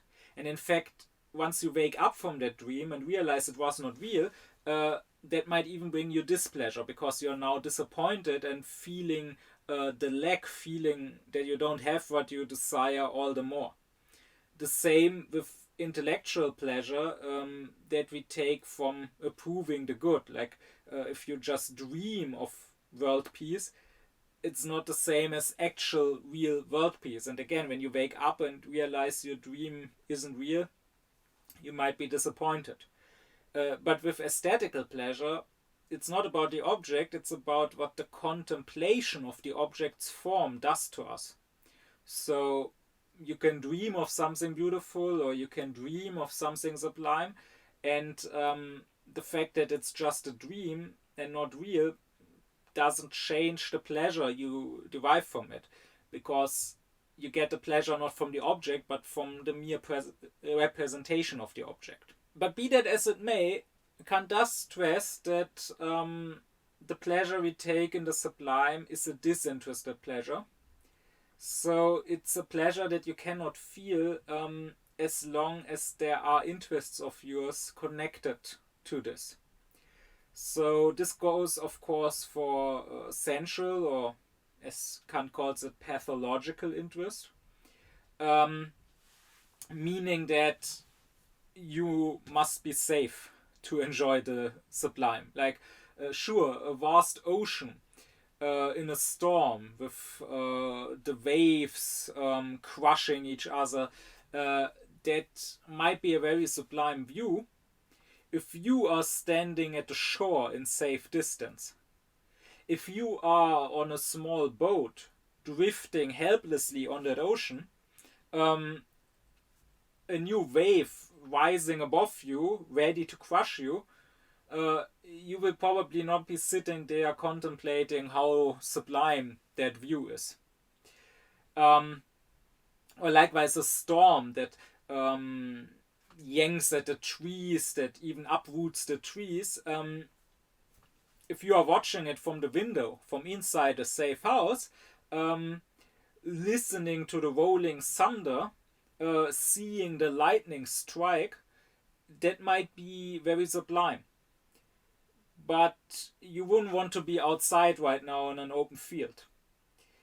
So you need to be able to be disinterested. You need to have a sort of distance to the object to really find it sublime. But at the same time, Kant also stresses that you must not just be disconnected from your sensual pleasures, from your sensual desires when contemplating the sublime, but also from your intellectual concepts, from you trying to understand things. Kant says understanding takes away from the sublime, because for example, he says we don't find the ocean so sublime anymore if we think about the fact that the ocean is the medium of the global market and the global exchange, and that there are ships going back and forth on the ocean. Or we don't find the starry sky so sublime anymore if we think about the fact that those stars are giant balls of gas, and that they are probably surrounded by planets, and that some of those planets are probably inhabited like ours. That might be interesting, but again, an aesthetical judgment is not supposed to be interesting, it's supposed to be disinterested. If you approach a thing with a concept of what it is, with a clear understanding of what it is, or what it is supposed to be, then you will judge, whether consciously or not, but this will come into your judgment. You will judge whether this object is purposive. And when it comes to the sublime things, you will probably find it not purposive, and therefore you will probably take less pleasure in it. Like if you are a trader and you watch the ocean in motion during a storm from the shore, and you think about the ocean being the medium of trade, and you think about your own ships that are out there, and that may, because of the storm, now arrive late, or even not arrive at all, even sink, and you think about how much money that will cost you, then this will probably take away from the pleasure you could otherwise take in viewing this stormy ocean. So, in that sense, Kant says it is best to basically not have concepts of the sublime things, or at least if we do have concepts of them, to abstract of them, to forget them for a moment while we are contemplating the sublime. This is also probably the reason why he would say that maybe there was no time um, in human history so lucky when it comes to this, so ready to take pleasure in the sublime, than antiquity, than the time of the ancient Greeks, because they had already developed culture, developed a civilization, risen out of savagery. So they were already able to contemplate nature somewhat in a disinterested manner, unrelated to their sensual desires. Well, maybe the person in the Stone Age was still too much subjected to nature, um, still had too little distance from nature, and therefore could not find pleasure in a storm or in a volcano or whatever. But on the other hand, the ancient Greeks had not yet risen to the later levels of science, meaning nature had not been completely disenchanted to them by them having clear concepts and a clear understanding of everything. So they were in the perfect in between, which allowed them to contemplate the sublime in a manner which maybe wasn't possible before, and maybe wasn't possible after. So Kant would say that the sublime, or taking pleasure in a way is a luxury. It is something that only comes with culture, with civilization. But that very same culture, which makes us able to appreciate it, when it goes on even further, also makes it harder again to appreciate it. But now let's get to the relation of the judgment of the sublime. Um, and with that, let's get to the dynamical sublime. I already alluded to that a few times now. To Kant, sublime is not just that which is too big for us to be apprehended, but also sublime is that which is terrible for us, which isn't just sort of an attack on our faculty of cognition, but on our desiring faculty. So while the mathematical sublime could be things like the pyramids, or big mountains, or the vast ocean, or the stars and the night sky, the dynamical sublime could be things like a storm, again the ocean, but this time in storm, um, or a volcano which is erupting, or also a large battle, or the revolution against a tyrant. And the sublime in this sense is probably fit to cause even greater displeasure than the sublime in the mathematical sense. It doesn't just cause some displeasure because we fail to apprehend it with our power of imagination, but rather it can cause outright fear because it directly attacks us, it directly threatens us. Here we really are shown that we are nothing, that we are powerless against the forces of nature. I mean, imagine you are on a small boat in the middle of an ocean, in a huge storm. Physically, you are entirely powerless. You could be the world's tallest person, the world's strongest person. You might as well be a baby. It doesn't change a thing against these waves. But even intellectually, insofar as your intellect is still connected to nature, you are also powerless. Like to Kant, there are sort of three practical skills, or three practical faculties of our intellectuality, and that is skillfulness, prudence, and wisdom. I will soon discuss them further when I get to Kant's practical philosophy. And out of those three, the first two are completely useless when you are on that boat.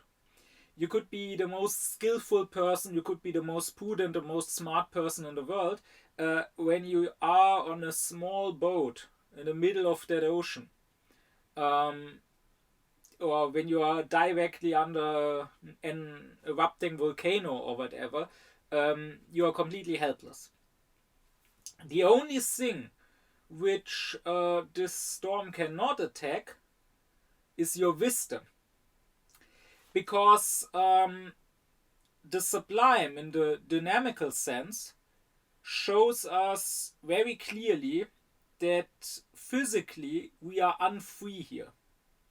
But thereby it can make us take notice of our intellectual freedom, which is the true freedom. I will soon, again, when I get to Kant's practical philosophy, I will talk about his concept of freedom.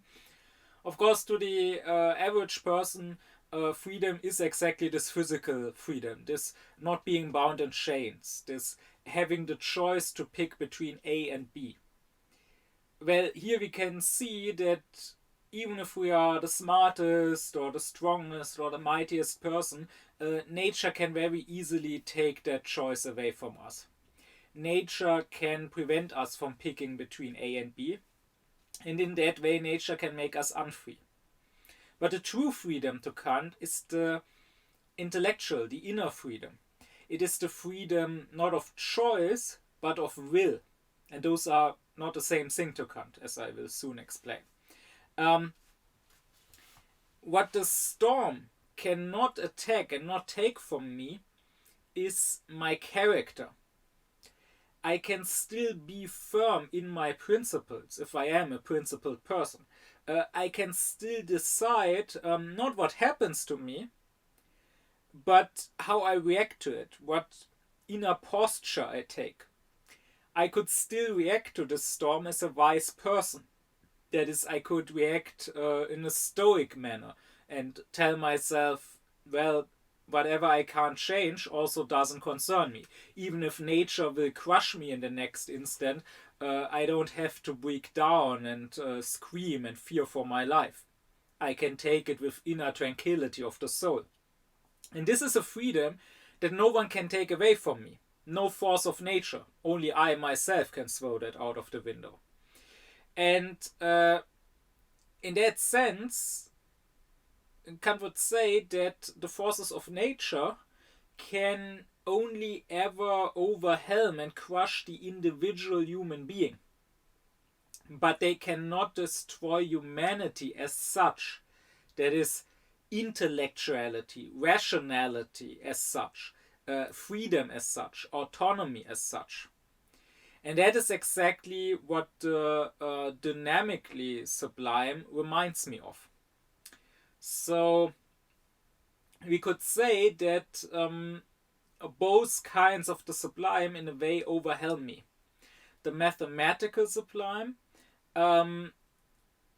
attacks my faculty of cognition and overwhelms my apprehension, which cannot apprehend it in whole, and therefore I cannot perceive it properly. I cannot have a perception. The dynamical sublime overwhelms my choice. It attacks my desiring faculty, and therefore I cannot really follow my desires. I cannot really choose what I want. But both show me that I have a higher, purely intellectual faculty of reason, which cannot be overwhelmed. When it comes to cognition, my reason can sink the idea of totality, the idea of the absolute, even if my sensuality cannot grasp it.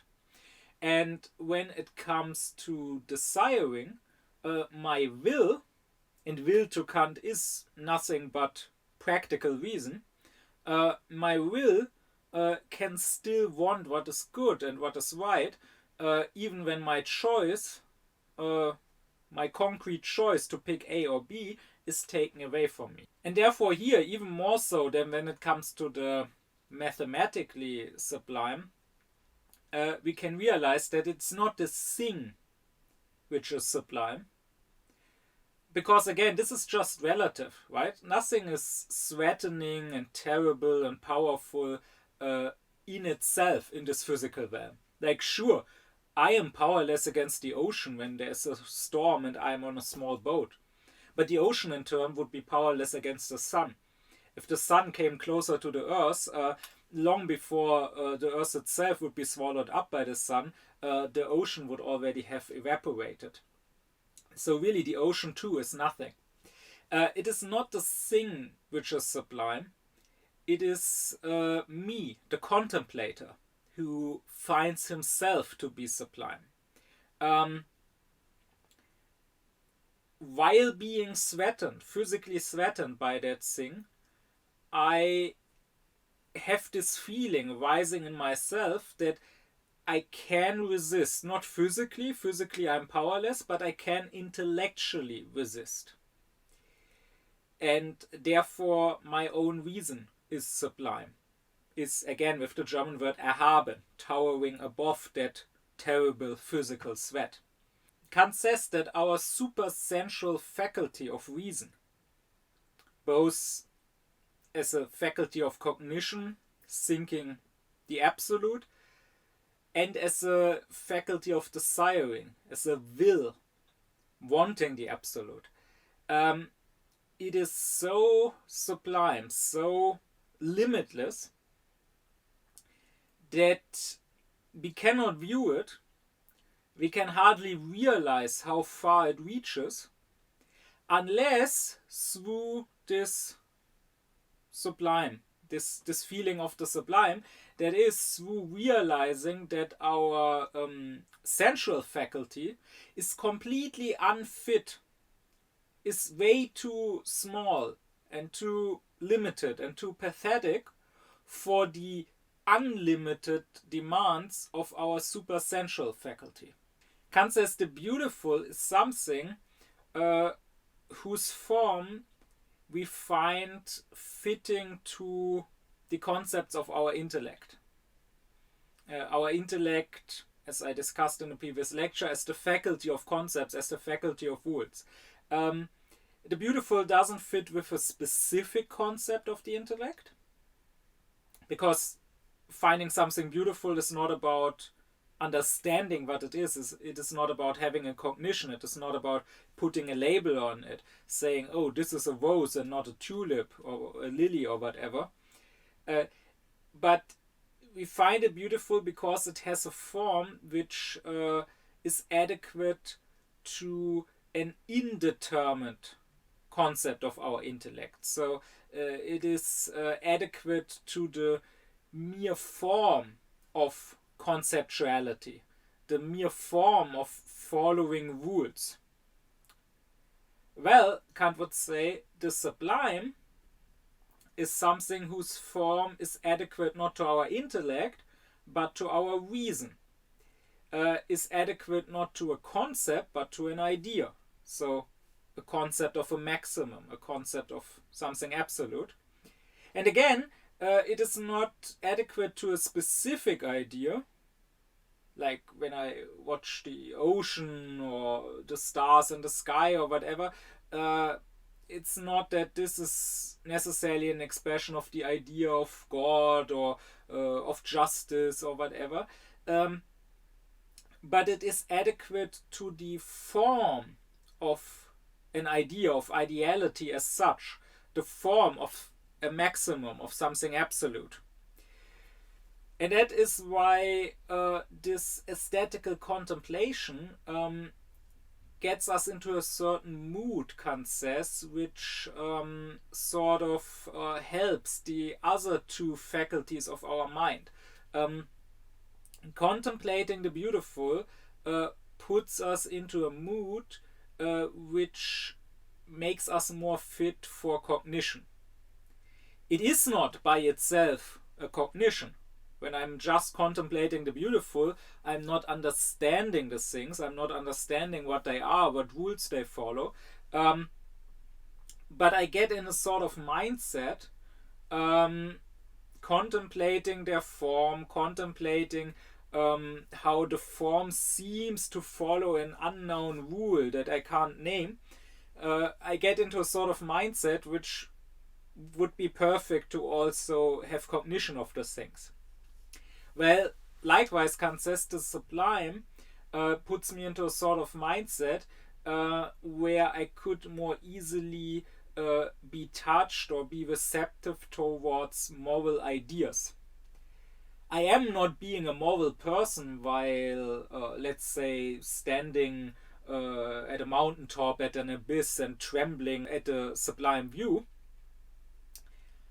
But in this moment, I could probably uh, receive moral ideas more easily. I could probably be touched by the call of my duty, calling me to rise above the physical world and to disregard my own physical well-being in pursuing what is morally right.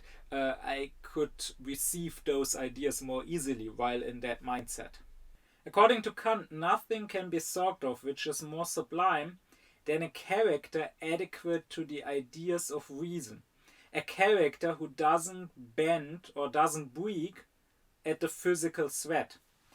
And what we call sublime, or more precisely, especially the dynamical sublime, is fit to remind us of such a character, to imagine such a character, to imagine someone resisting to those physically overwhelming forces. And we can think of many such instances. There are such instances, for example, in literature and in the stories we tell. Consider the story of Scaevola that the old Romans told. So the story goes that Rome was attacked, was besieged by the Etruscans. So this was early in Rome's history before it had built a great empire. And one Roman, who later came to be known as Scaevola, he snuck into the camp of the besieging Etruscans, and he tried to assassinate their king. He was, however, caught, and he was brought before the king. And the king threatened to have him thrown into the flames. And Scaevola held out his hand and held his hand into the fire, letting his hand be burned without making any sound of pain or whatsoever. And that actually led to the Etruscans leaving. Maybe they were like, if all of these guys are like he, then we don't want to fight those guys. Nowadays, historians don't really think this is how it happened. Nowadays, this is assumed to be a legendary account. But that is not important for our purposes here. Still, this action of Scaevola not flinching, that is sublime. He is physically overwhelmed. I mean, he's in the midst of the enemy camp. He has been caught. His life is basically forfeit, and still he doesn't beg for mercy or whatever. He shows how unfazed he is by the threat of pain or even of torture or death. Or consider in Milton's Paradise Lost, there is Lucifer, after being cast out of heaven, saying, better to reign in hell than to serve in heaven. And in older times, in past centuries, the devil was imagined with the motto, non serviam, I will not serve. So even this, even though this is not a moral character, there is something sublime about this essentially hopeless rebellion. Hopeless because he's rebelling against the highest power there is, against unlimited power, but still he prefers fighting this essentially lost cause uh, rather than serving. Or one famous German poem from Kant's own days by Goethe, um, which is about Prometheus addressing Zeus. Again, physically being outmatched, being powerless against the Lord of the Gods, the King of the heavens, but still being resistant, still speaking up to Zeus. Cover your heavens, Zeus, with cloud vapor, and try your strike as a boy beheading thistles against oaken tree and mountain high. You still must leave me my earth standing, and my hut which you did not build, and my hearth, home's glowing fire which you begrudge me. I know of nothing purer under the sun than you gods. Indigently you feed your majesty on proffered sacrifice and breathfuls of prayer, and would starve to naught if children and beggars were not such fools full of hope. When I was a child, that knew not its way in the world, I would lift my deluded eyes to the sun, as through out beyond it there were an ear to hear my complaints, a heart like mine that would take pity on my oppression. Who came to my aid against the Titans and their insolent rage? Who delivered me from death, from slavery? Was it not you, sacred heart ablaze, who achieved it all? And, swindled in your youth and good will, did you not glow with thanks fit for a savior, for that mere sleeper on high? I should honor you? For what? Did you ever gentle the ache of my burden? Did you ever dry the tears of tribulation? Was I not forged to manhood by time almighty and eternal destiny, my masters and yours? Perhaps you believed I should find life hateful and flee to the wilderness, because not all my blossom dreams reached ripeness? Behold, here I sit, fashioning man in my own image, a race after my likeness, a race that will suffer and weep, and rejoice and delight with heads held high, and heed your will no more than I. This is sublime. This is a sublime character. But we don't just find such sublime instances of character, of a truly free character resisting the physical force in literature or in legend. We can find similar sublime moments in history. Consider Martin Luther. When he was called to basically defend and justify his protest against the Catholic Church, he is said to have said at the end of his speech, "Here I stand, I cannot do otherwise, God help me, amen." Now, nowadays historians contest that he never actually said that, but be that as it may, again, this is sublime. We find here this monk standing for what he believes in, rebelling against the church, which was not without danger. I mean, 100 years prior, they had burned Jan Hus for trying to reform the church. And still he says, "Here I stand, I cannot do otherwise." Or later in German history, when the Nazis rose to power, something that is very famous here in German. The Nazis very early on passed the so-called Ermächtigungsgesetz, so the empowerment law. This is basically considered the moment that democracy officially died in Germany, because with that law they gave their own government, which had been voted in place, which had a majority, but technically was still a normal democratically elected government. But with that law they gave themselves vast powers to basically pass laws however they liked without parliament. And when that law was passed, it was clear that the law would pass. It was just a formality at that point.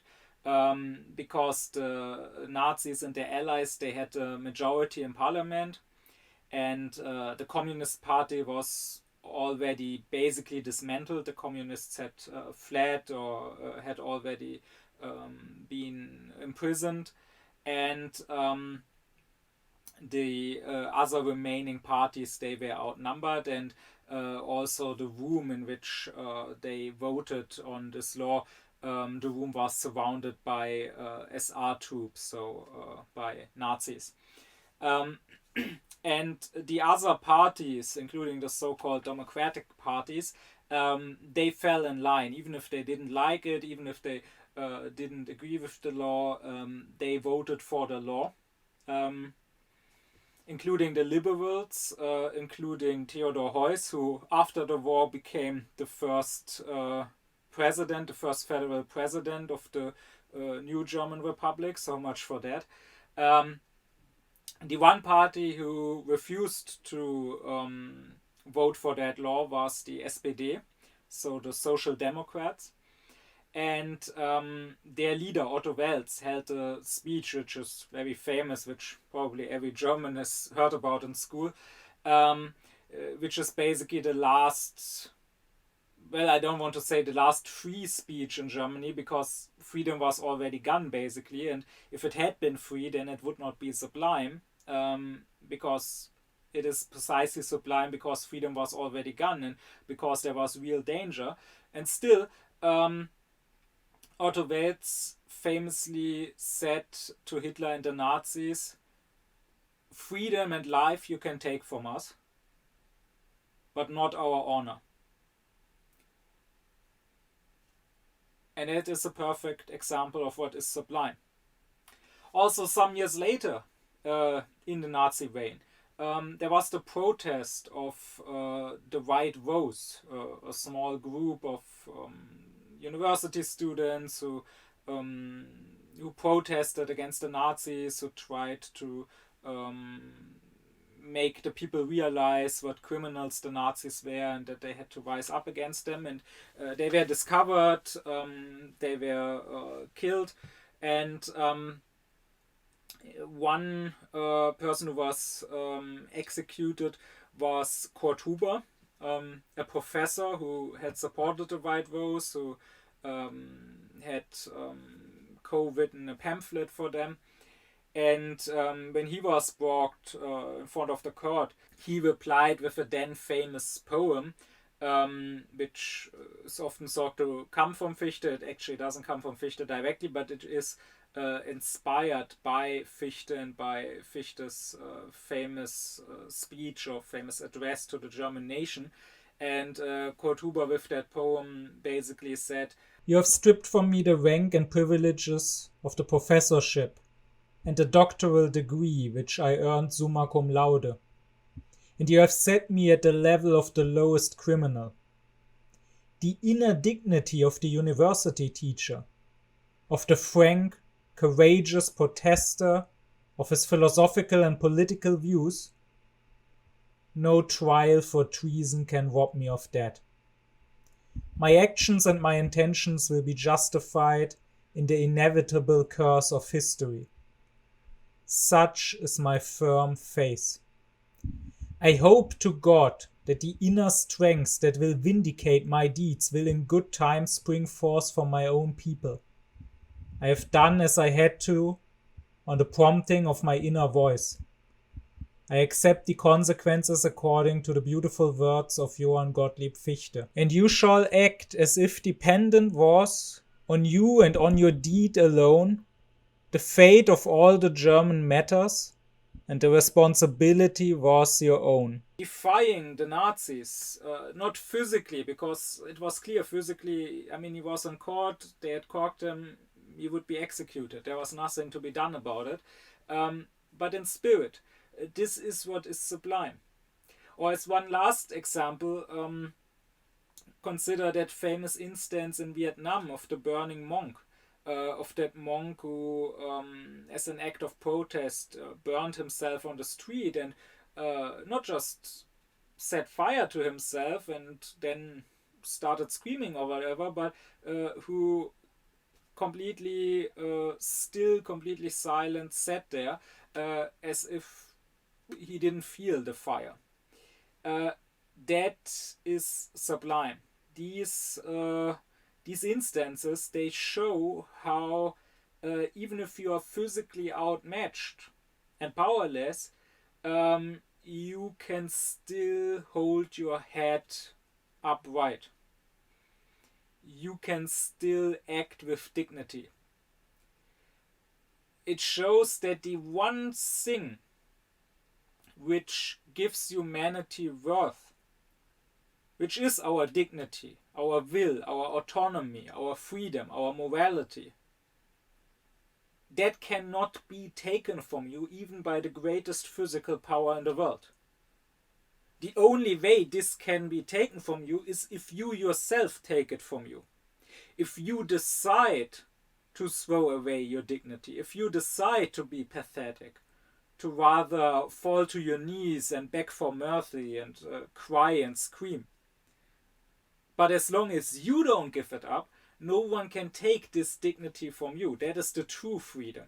That is why I think the words of Otto Wels illustrate at best what Kant is about. You can take away our freedom, that is the physical freedom, of course. You can put us in chains, and you can take away even our life, but you cannot take that which gives us value. You cannot take our honor. You cannot make us disgrace ourselves. That is our decision, even when physically threatened. I will once again point to Nietzsche here, because what Kant says about the sublime, I think, has some relation to how Nietzsche describes tragedy, the Greek tragedy. To Nietzsche, what is important is that in tragedy, we see the highest type of humanity destroyed, because after all, the tragedy has a bad ending. But the tragedy is not about your everyday Joe meeting a bad fate, but about great heroes, about half-gods, about the strongest, the smartest. So the highest type of humanity, the highest place to which humanity can rise, is still physically inferior, still ends up being crushed.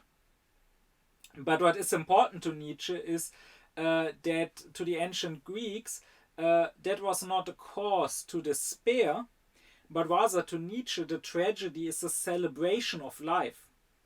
It is a triumph of life, even while physically the highest form of life is being overwhelmed and crushed. It is celebrated how still life remains, life goes on. And I would very much advise anyone who is interested to read the aesthetical main works of those two philosophers, the Critique of the Power of Judgment and Nietzsche's Birth of the Tragedy, alongside each other. I think this is not done that much, because most people think that Kant and Nietzsche are very different philosophers, very much in opposition to one another. But I think they can shine great light on one another, and they can help you, if you read them both, understand the other. just like what Nietzsche describes as Dionysian, has some relation to the sublime in Kant. I would say the Apollonian in Nietzsche, Apollo to him being the god of the form, the beautiful form, the god of illusion, has some relation to how Kant describes beauty. Uh, but anyways, to Kant, precisely this ability of ours to rise above our mere animal nature, our mere sensuality, our sensual desires, even our desire to be free from pain and torture, or even our desire to live. This ability of ours, this true freedom, to stick to what we believe in, to remain firm and unshaken of character, this should give us admiration for humanity as such. And Kant also advises that this should be used in the education of the youth. This should be a means to give them such admiration and such reverence for humanity. I will talk more about that one day when I get to what Kant has to say about pedagogy, about how children should be educated. Here I'm just mentioning that as an aside.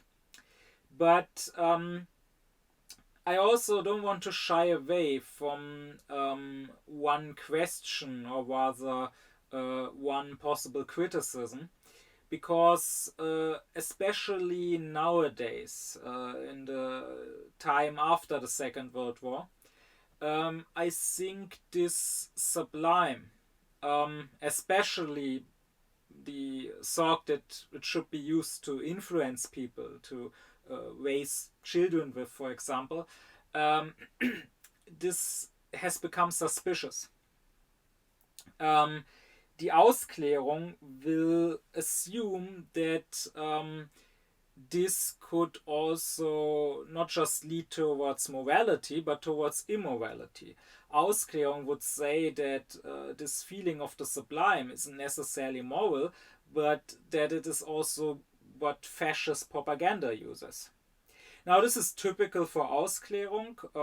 Ausklärung, die relativistic pseudo-Aufklärung, always confuses true Aufklärung with fascism. It always confuses idealism with totalitarianism. It can't tell the difference between truly having an idea and having what Kant would call a chimera. I talked about that difference in my lecture on what is reason. And die Ausklärung can't tell the difference between subjecting yourself to what you, through your own thinking, understood to be true and right. They can't tell the difference from that and from blindly following, fanatically following some ideology, following whatever you've been told. So the Ausklärung will say, didn't the Nazis use the sublime in their propaganda?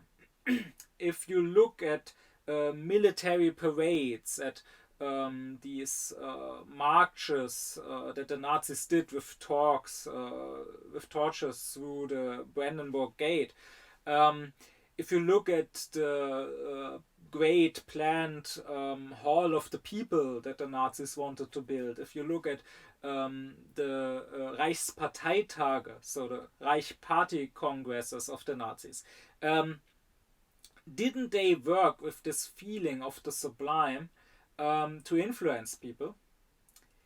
To that I would say that is a superficial judgment.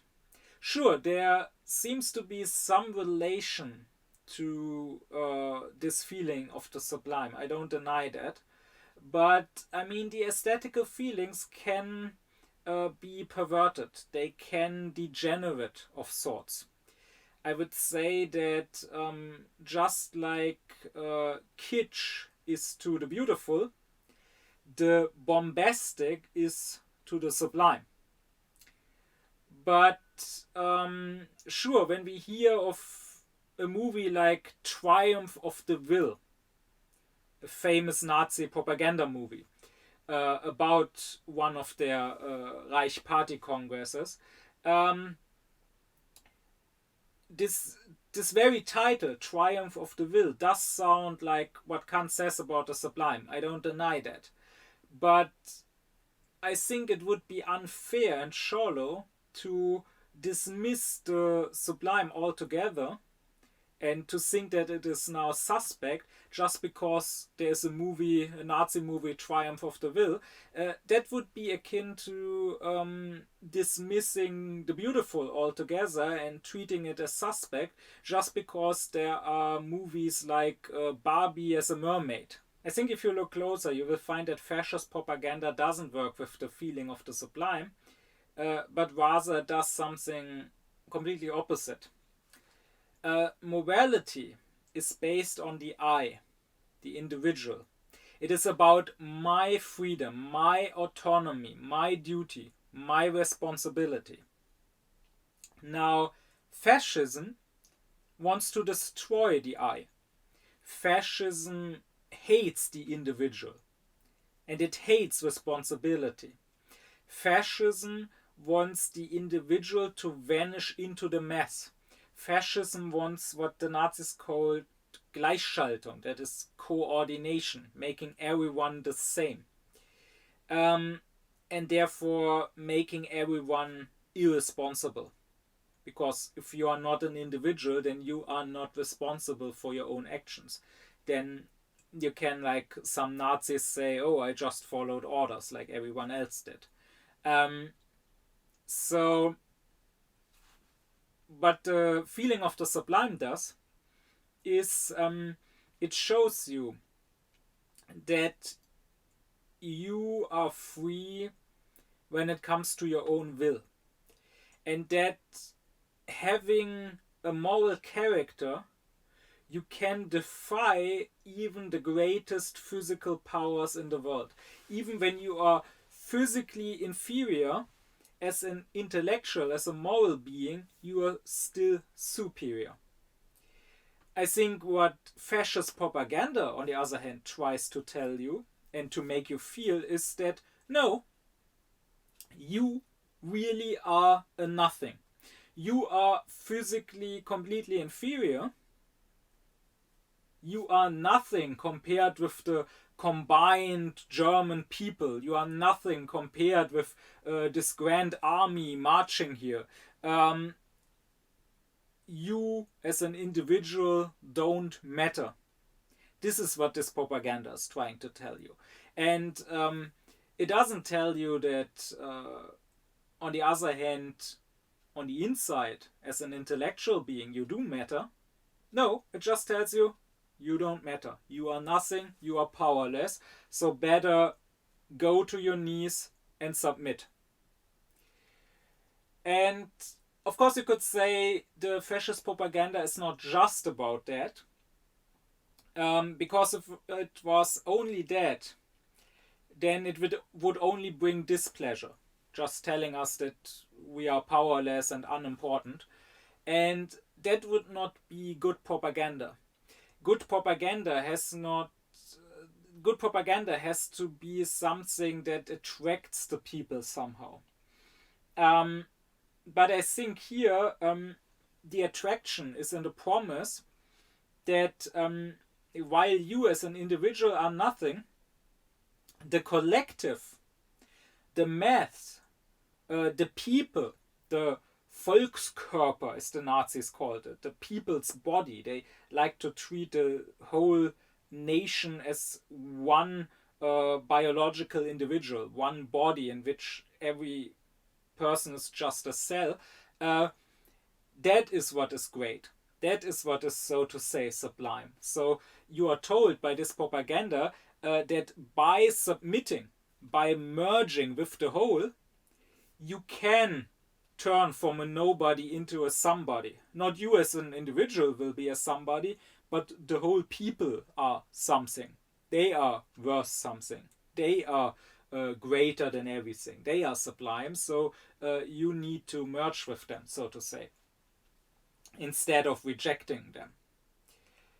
And in this way, you could say, if we take as an example of the sublime, if we take the storm,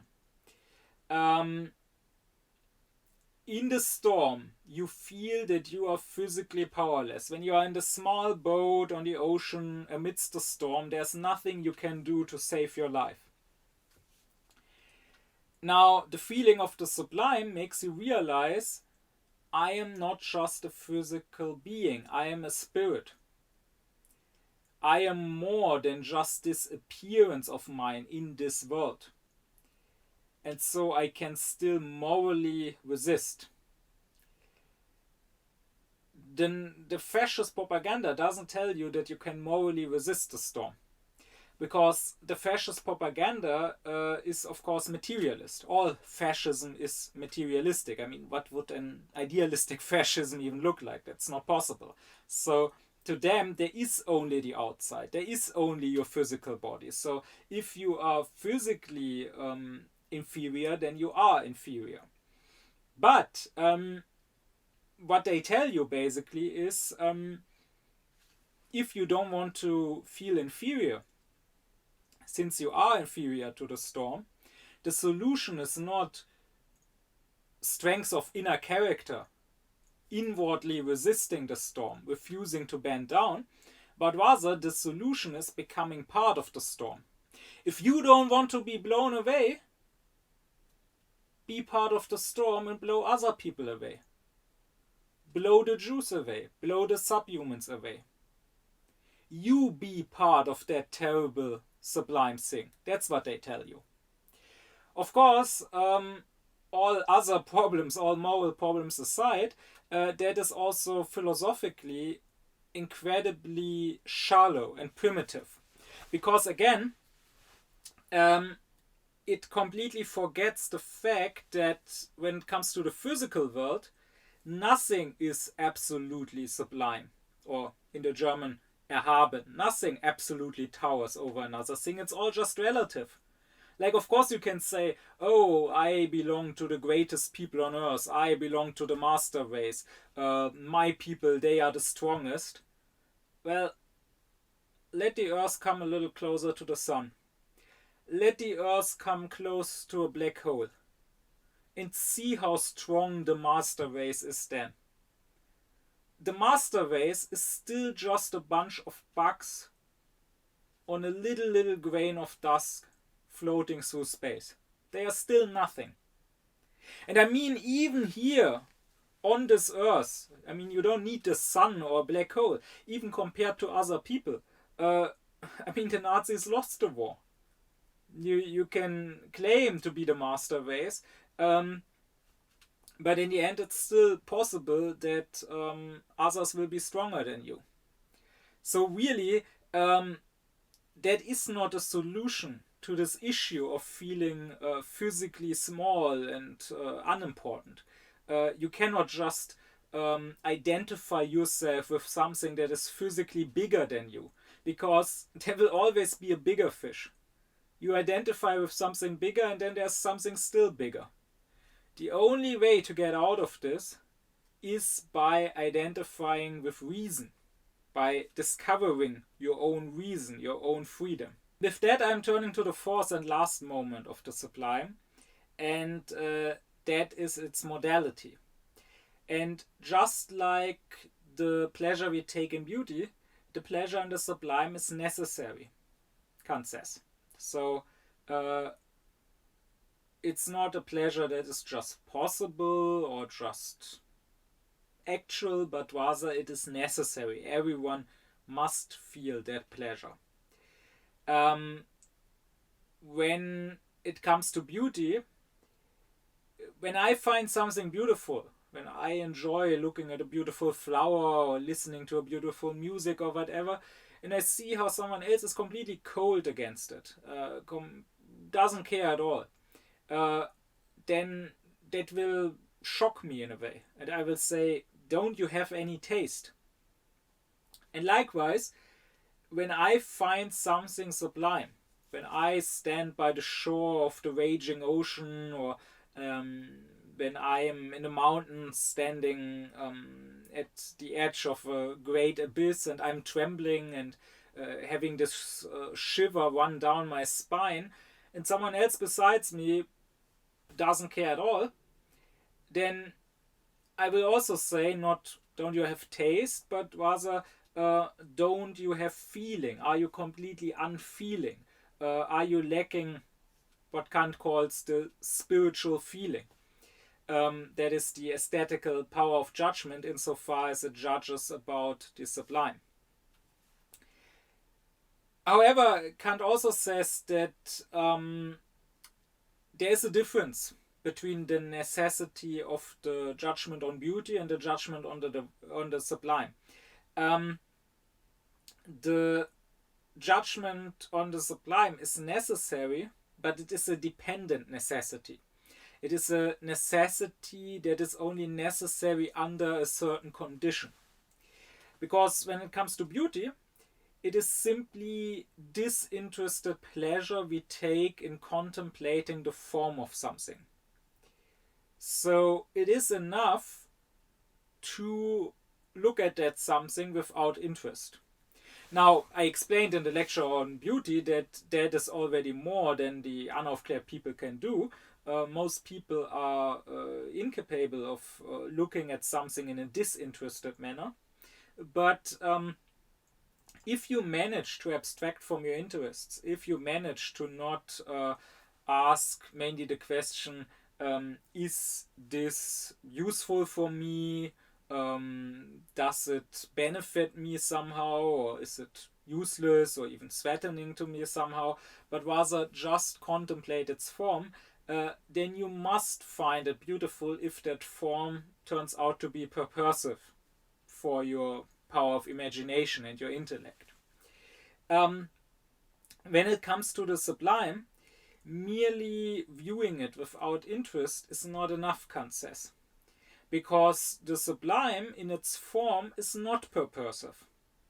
It is either too big in case of the mathematical sublime, or it is too terrible, too threatening in the case of the dynamical sublime. So the form as such is not purposive for us. And that means that even if we were to look at it completely disinterestedly, we would not really take pleasure in it, but rather it would cause us some sort of displeasure, if that was all.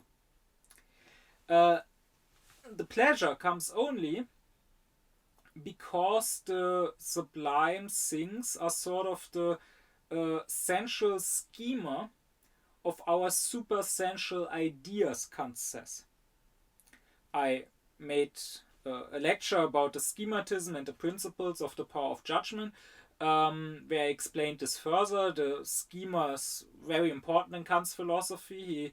He says that between the supersensual, between the intellectual, between thoughts, and otherwise, on the other hand, between the sensual, between that which is viewed, there always must be a bridge, there always must be something connecting them, otherwise they would be too different, they would be like oil and water. So and this bridge is what Kant calls the schema. So just like our concepts of our intellect, our categories need a central schema, they need to be thought of in a temporal manner. I explained that further in that lecture I mentioned. Just like that, the ideas of our reason, these concepts of a maximum, of an absolute, they find their schema, they find a sort of central expression or representation in those great objects in nature, for example, that we call sublime. But that means that we can only appreciate the sublime if we actually already have those ideas. At least to some degree, at least unconsciously, already think those ideas. Only then can nature remind us of them. Only then can this greatness of nature, or how terrible nature is, wake up those ideas in us. For that reason, it is necessary to be moved and to be deeply moved and to feel some sort of aesthetical pleasure when watching something sublime, but only for the person who has cultivated himself already, who already has aufklärt himself to some degree so that he has risen to the ideas. After all, as I already said several times now, it's not the object that is sublime, it is ourselves who are sublime. Meaning, we find an object to be inadequate for us, and thereby, however, are reminded of our ability to make everything adequate for us, or at least of our will, again, the will to power, to make everything adequate for us. Well, if we don't have that, if we don't feel that, then we also won't feel pleasure from the sublime.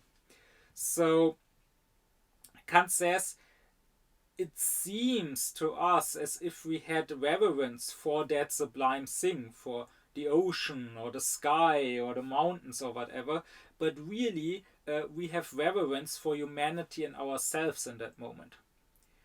That means if we don't revere, if we don't regard humanity, then we can also not appreciate the sublime.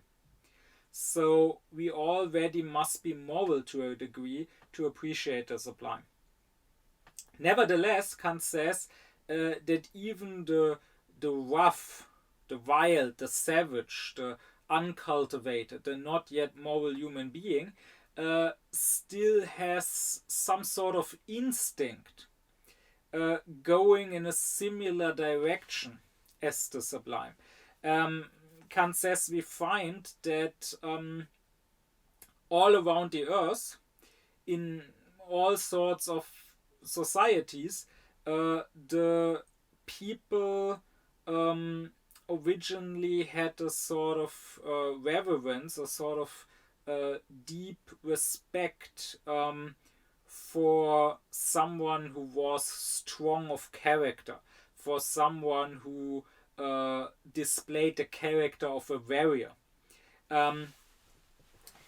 If we ask what used to be the ideal of some societies, what did they consider to be virtuous, then the answer is exactly this strength, this stoicism, this manliness.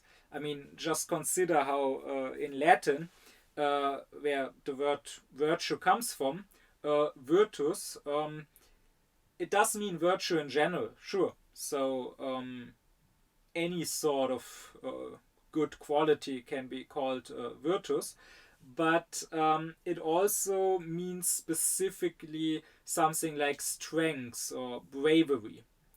And the origin of the word is in the word vir, which just means man. So virtue to the Romans was basically manliness.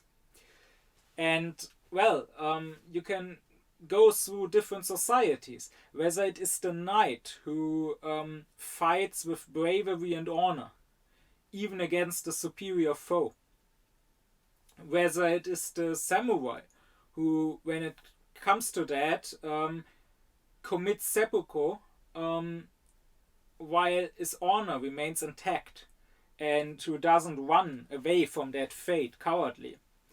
Or whether it is the Native American who, captured by his foes, is tortured to death without flinching, without giving any sound of pain.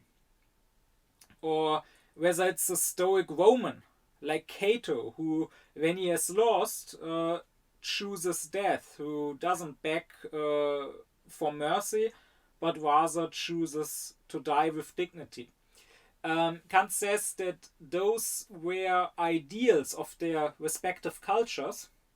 That's not to say that the actual people in that cultures all actually um, followed that ideal.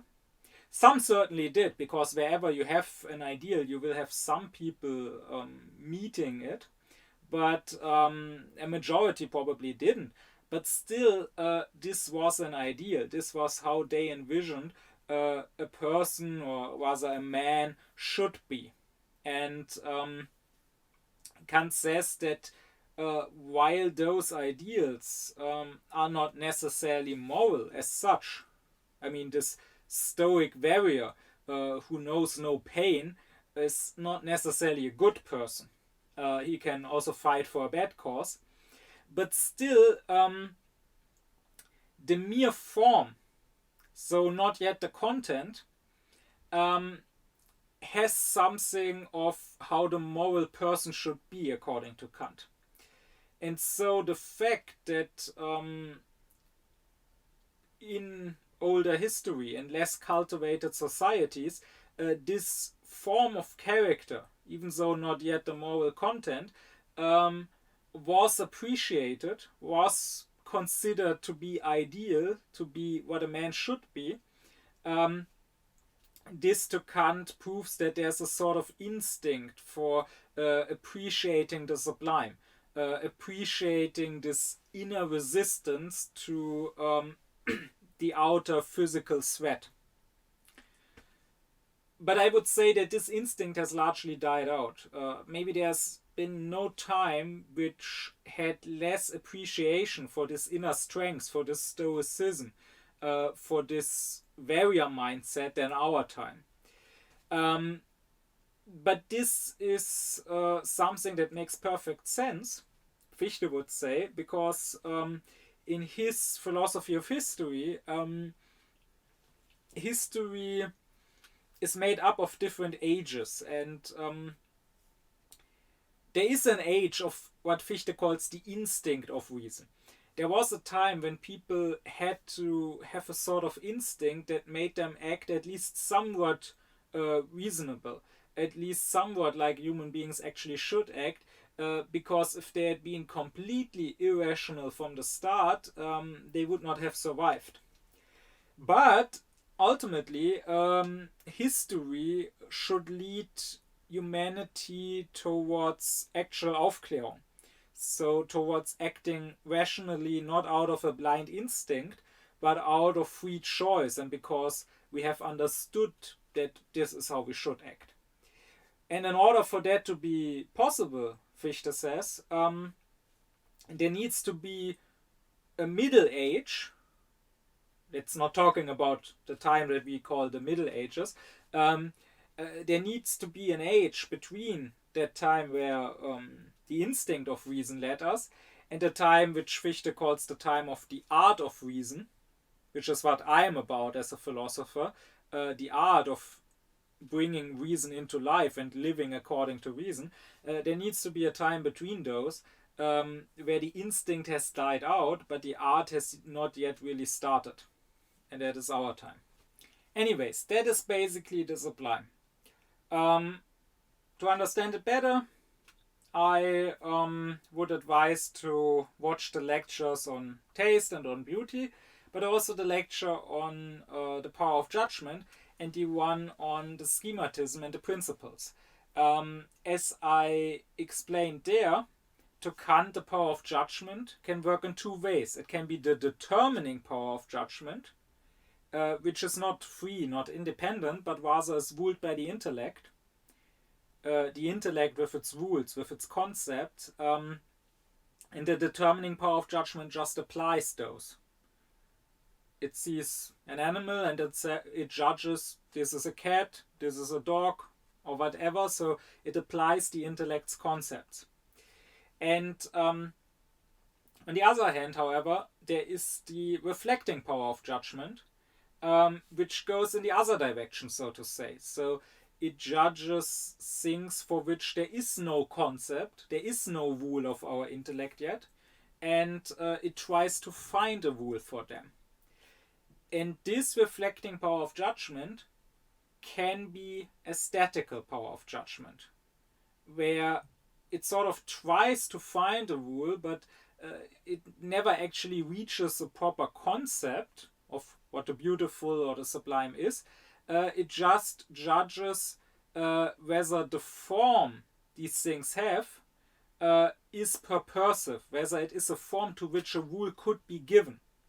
And it finds that, yes, the beautiful does have a purposive form, the sublime doesn't have a purposive form, but that sort of reminds us that we ourselves have a purposive form. Our reason is purposive. And there's a sort of analogy between the reflecting power of judgment and the determining power of judgment. As I explained in the lecture on the schematism and the principles, the determining power of judgment applies the concepts, the categories of our intellect to sensuality in two ways, through the schemata and through the principles. Well, in the lecture on beauty, I said that the beautiful is sort of connected to the schematism. In beauty, what we have, according to Kant, is a sort of free schematizing of our power of imagination.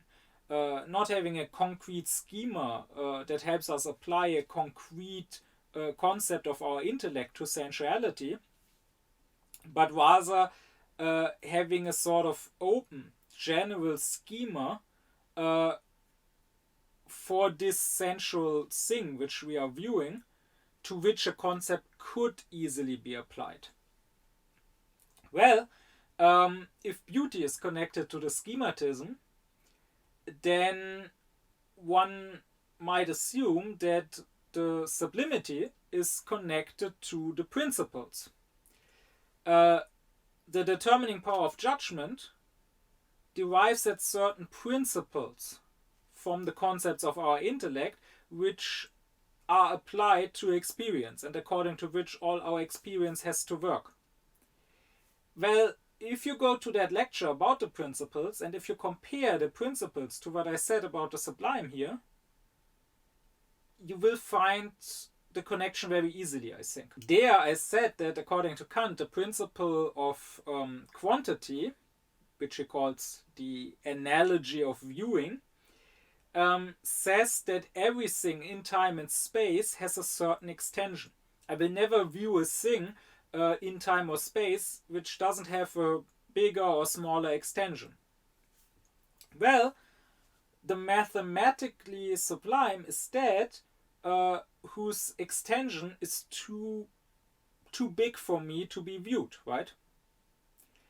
And on the other hand, if you consider the principles of relation that I explained in that lecture, which Kant calls the analogies of experience, there was the principle of causality, stating that everything in this world is caused, everything in this world is dependent.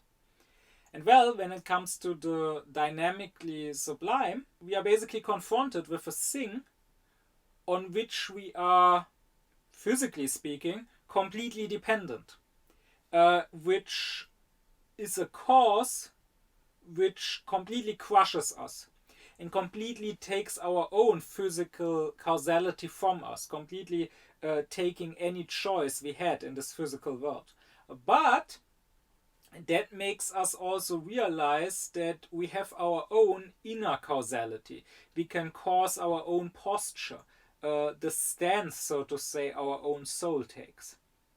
So if you haven't watched those lectures, I recommend doing that. I think this will help understanding this one even better. But now allow me to make some concluding remarks before closing off this lecture. When Kant is talked about nowadays, when Kant's philosophy is discussed or explained, then the critique of the power of judgment and the aesthetical judgments are usually not given so much attention. more attention is given to his philosophy of morality, his categorical imperative, or to his epistemology, so his theory of cognition, his theory of the ideality of time and space. And I think that is unfortunate, because I believe that his aesthetics is quite important in his system. And I also believe that Kant, being the systematic thinker he is, should be considered, should be understood as a whole. And the parts should be understood only as parts of the whole, not taken out of context. Well, why do I consider Kant's theory of the sublime to be important? For one, I think it once again proves how Kant, with his philosophy, with his system, is correct. Not correct in any small detail, but correct in the basics of his thoughts.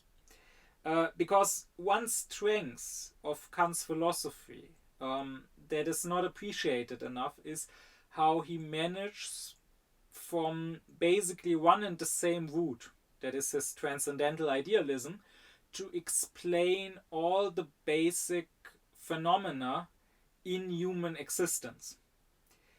There are other theories that try to explain a specific thing, like our cognition, our experience, or how you can find something beautiful, or our will.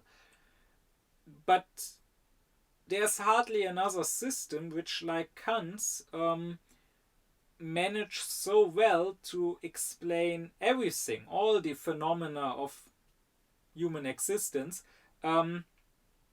from one and the same fundament. And I think that Kant's theory of the sublime is a good point from which to prove his transcendental idealism.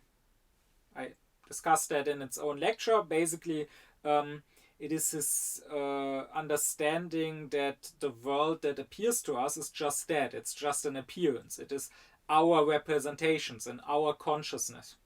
It is not the things in themselves. Why does the sublime prove that? Well, because the sublime shows us that we are not just physical beings. As physical beings, we are nothing. Just consider how small and insignificant we are, how short our lives are compared to this earth, and then again how small and insignificant this earth is compared to the universe. Physically, we are nothing. So, if we are to be something, and the sublime makes us feel like, despite our physical nothingness, we are something. If we are to be something, it can only be as intellectual beings. So, the sublime makes us realize that there's something behind this physical appearance. There is not just the world of the phenomena, but of the noumena. I discussed in earlier lectures, namely in the lecture on the apperception, how to Kant a human being has a twofold self. We can consider a human being as homo phenomenon, that is the physical, the empirical, individual person that I am, Jonathan Löwer, or that you are. Or we can consider the human being as the homo noumenon, that is, as not this specific individual in the empirical world, but as humanity, as rationality, as freedom, as such. Well, we could say the sublime shows us that we are not just the homo phenomenon, that within ourselves there is humanity as such, there is the homo noumenon. The sublime could be described as showing us that as the homo phenomenon, we are small, we are insignificant, we are inadequate, but as the homo noumenon, we are greater than everything. And if you are a materialist and a transcendental realist, if you say that the things appearing to us are the things in themselves and there is nothing besides this physical world, then I don't see how you want to explain this feeling of the sublime. And I mean, it does need to be explained, right? No one can deny that the sublime exists as a feeling that at least some people sometimes feel. So there needs to be some sort of explanation. Well, I have never heard a proper explanation that could be taken seriously apart from Kant's explanation. I have not heard any materialist giving any sort of convincing attempt, usually I don't even see them try and attempt it, at an explanation. Because if the current ideology was true, and human beings were just physical, soulless beings, if we were just animals, maybe smarter animals, but that is just a difference in degree, not in true quality from the other animals, but still just animals, then I don't see how we could take pleasure from the sublime. I would say this is also true when it comes to beauty, but maybe here it's still somewhat easier to somehow argue it away. To claim that the beautiful is just another type of sense pleasure.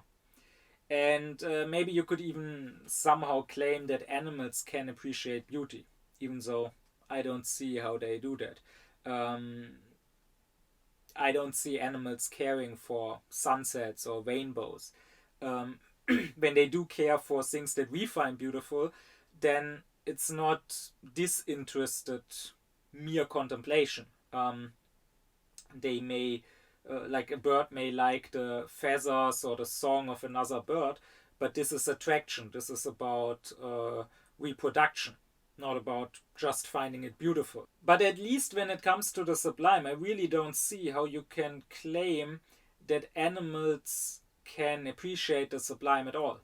It seems very clear to me that the human being is the only animal with any sense for the sublime, with any spiritual feeling, as Kant calls this, so to say, taste for the sublime. I don't see animals having this shiver run down their spine, this sort of special pleasure in that which makes them tremble. I don't see how an animal could feel its soul being lifted up, being erhoben in German, so like erhaben, like the sublime. I don't see that.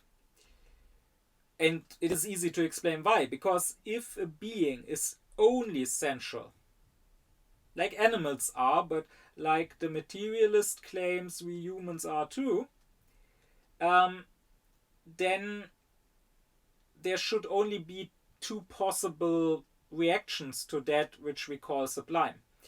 Either, when it comes to the mathematical sublime, since it is too huge for our sensuality, it should just sort of not register. Like I already said, the fly in front of my face probably doesn't understand that this face is part of a larger body and that the food belongs to the same creature as the face. Likewise, I think some animal in the mountains, of course, it perceives the place where it is, the meadow on which it is, or the tree in front of which it stands. But I don't think that it has any understanding that the mountains as such, that all the surrounding mountains, that they somehow belong together to one mountain range. So that would be the one possibility. And then on the other hand, when it comes to the dynamically sublime, the only possible reaction for a sensual being, um, when it finds itself being overwhelmed by something terrible, by something more powerful, would be panic, not pleasure. And this is, I think, what we can observe. When outside there's a storm and there's thunder and lightning and trees being uprooted, I may stand by the window and enjoy the sublime feeling while watching that. But I don't see a dog standing by the window and enjoying that. The dog will probably go under the couch or under the bed and start whining, because the dog will just be afraid. Even though it is inside, even though there is no real danger, it will still feel its inadequateness, it will still feel powerless and threatened, and will react accordingly.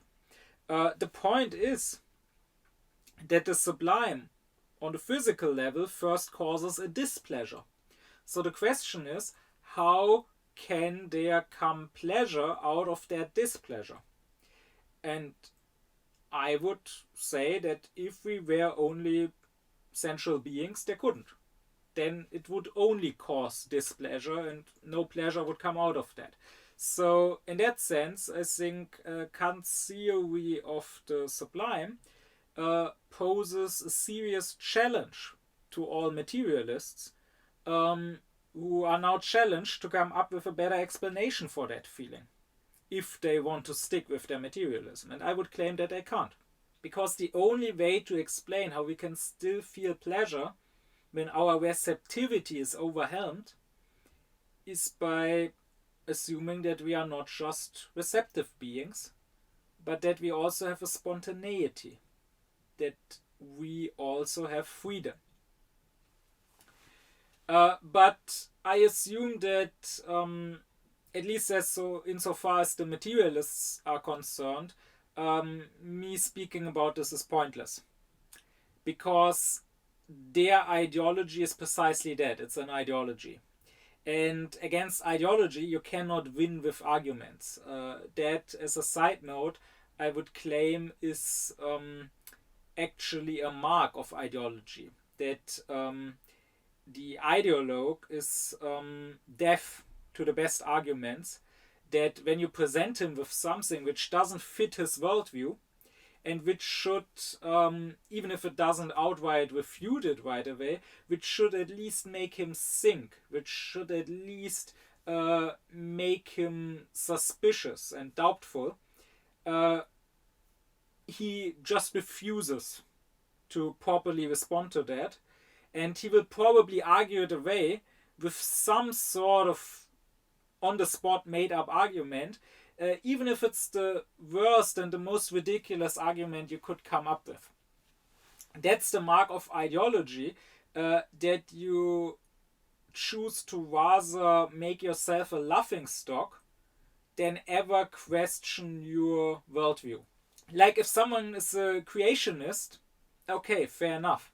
But if then, when he is confronted with the existence of fossils, of, let's say, dinosaurs, that doesn't make him doubt his creationism, but rather you just go, oh, God planted those fossils in the ground to mislead us. If that is his only response, you know that this is ideology. Or likewise, if nowadays someone claims that Israel is not committing genocide in Gaza, and you then point out that countless of experts of international law and countless of historians who specialize in genocide or in the Holocaust have confirmed that this is a genocide, including such historians, such experts of genocide who themselves are Jewish Israelis, like Ras Segal or Omar Bartov or Amos Goldberg. And this doesn't make this person question his stance at all.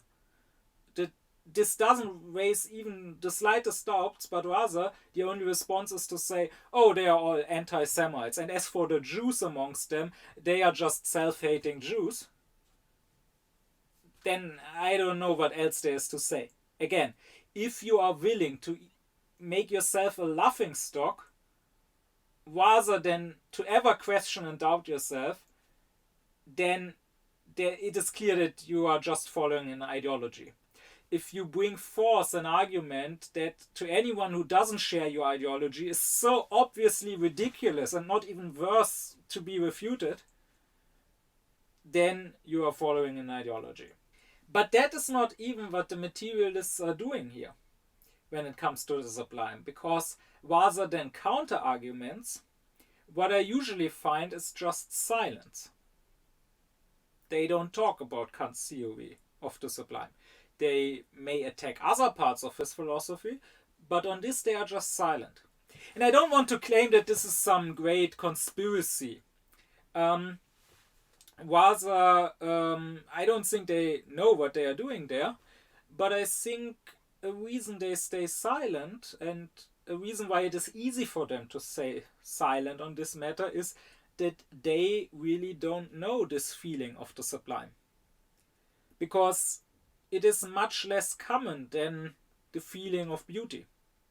And remember what I said, the sublime, feeling it is necessary, but it is a conditioned, a dependent necessity, depending on your level of Aufklärung and morality. So, since these people are very unaufklärt and very immoral, it is entirely possible that they never or almost never actually felt this feeling of the sublime. And then, of course, it is very easy to ignore it, to not consider it a phenomenon that needs explanation. On some abstract intellectual level, you may know that there is this word sublime and that it means something and that some people talk about having such a feeling, but in your day-to-day life, you don't consider it something that needs explanation. Even so-called philosophers nowadays, they may talk about other things like morality, like freedom, like how cognition works, but I think they rarely stop to even think about the sublime. And even more so since our current society,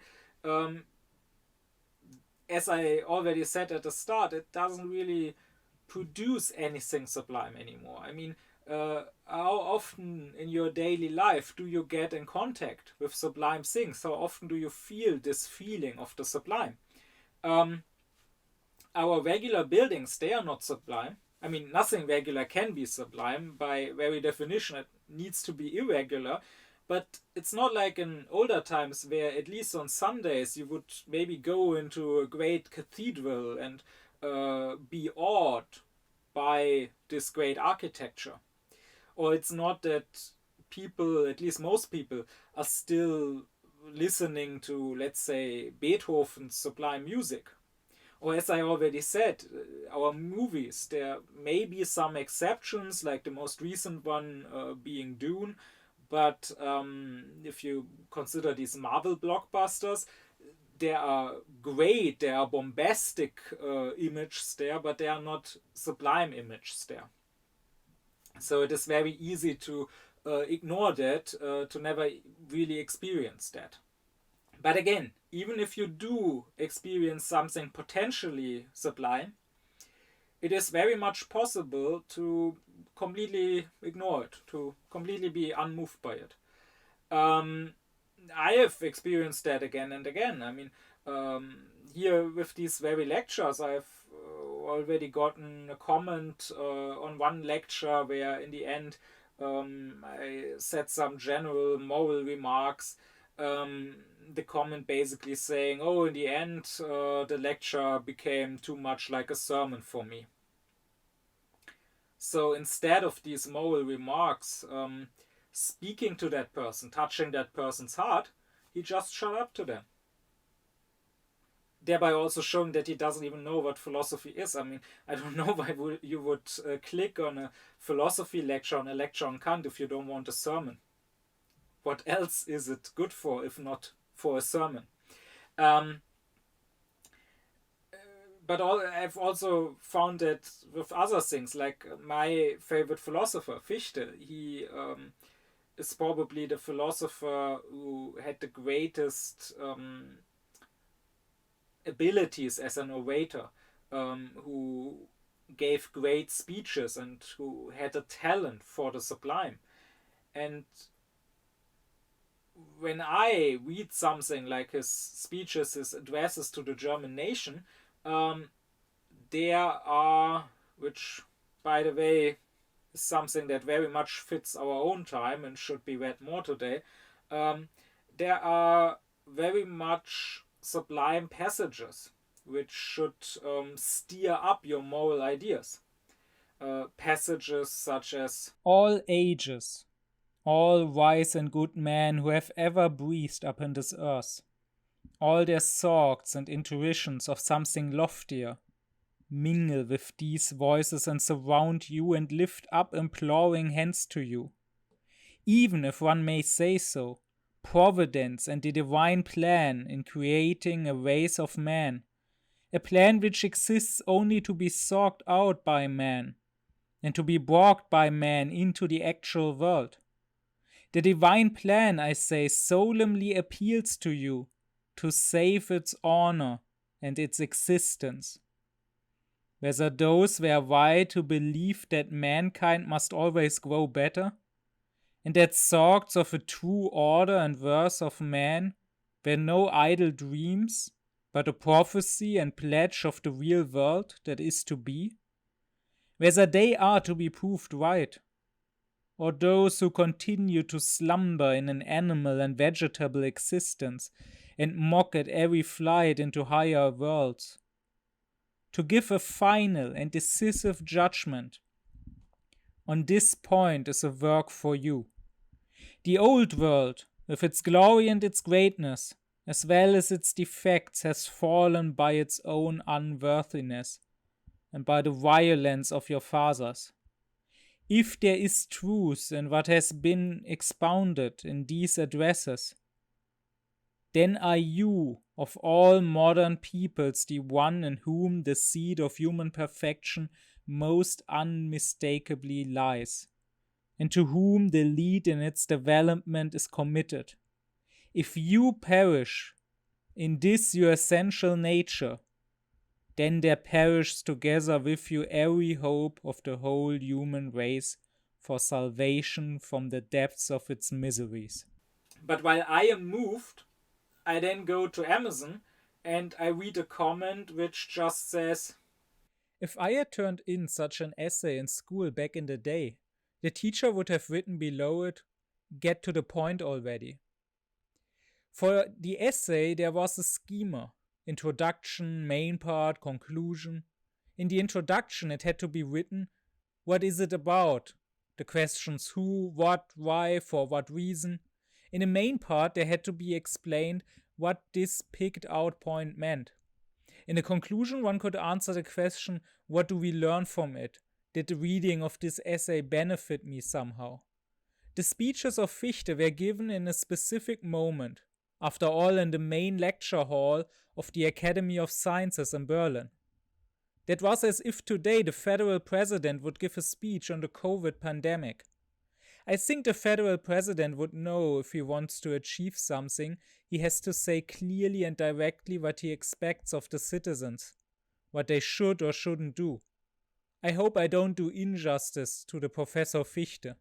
I miss this clarity in this book. And I really wonder, have we really read the same thing? Or do we really belong to the same species? Are you really a human being? Or are you made of stone? Don't you have a soul? No, you are not doing injustice to Professor Fichte, you are doing injustice to yourself, to your own humanity. I want to conclude this lecture with one more final remark, and that is about Kant himself as a person. I want to point out that to him the sublime was personally very important. it was, I think, a feeling towards which he was very receptive.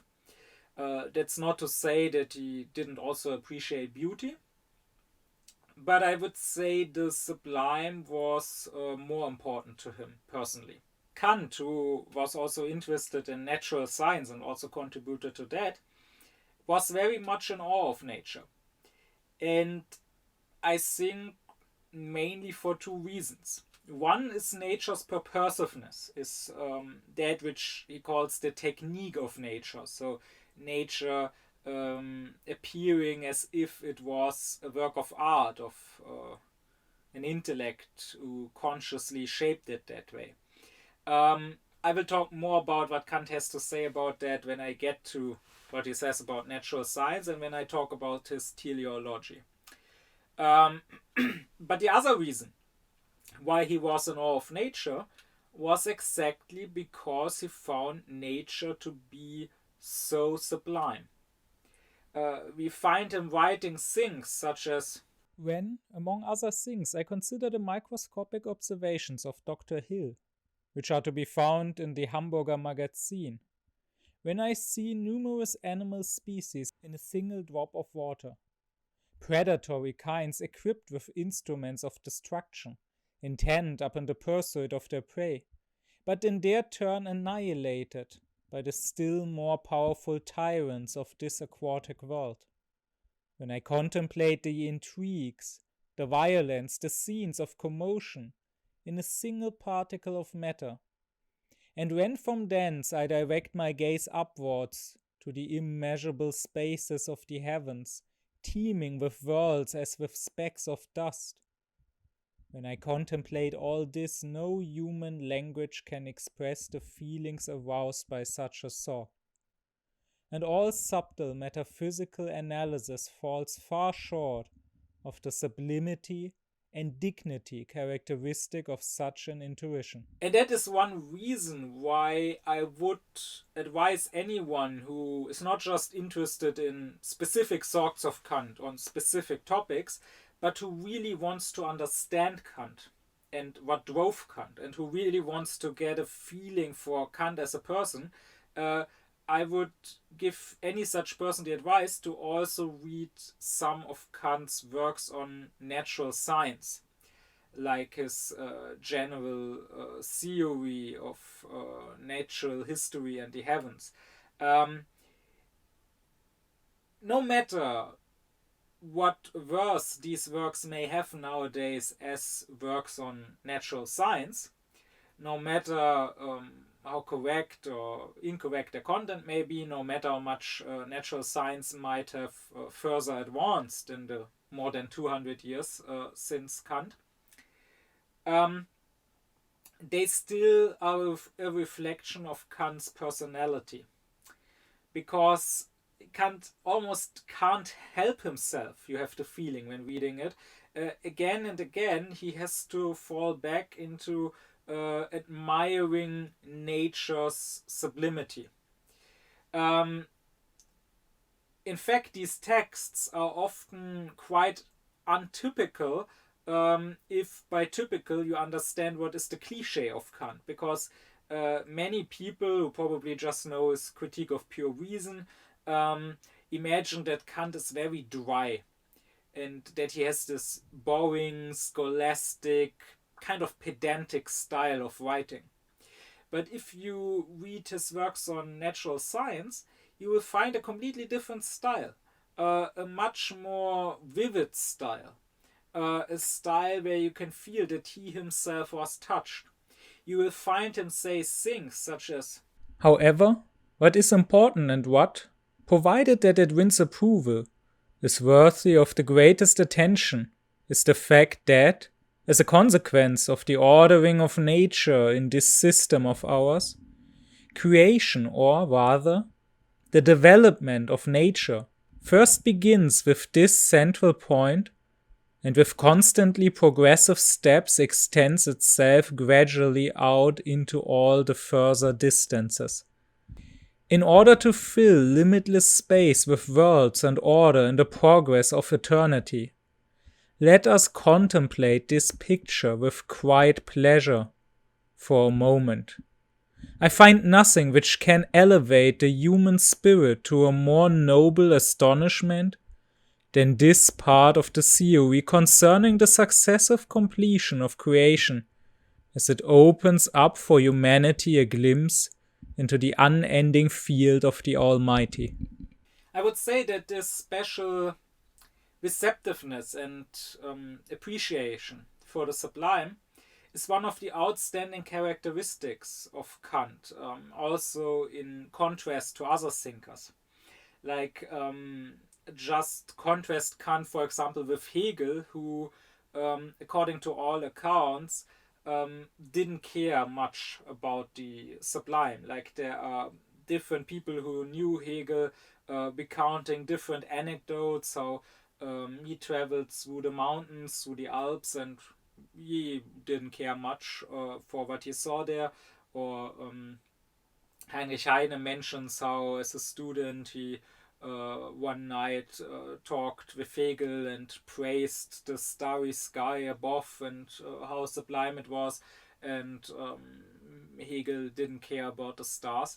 So that is a sharp contrast to how much Kant was moved by the sublimity of nature.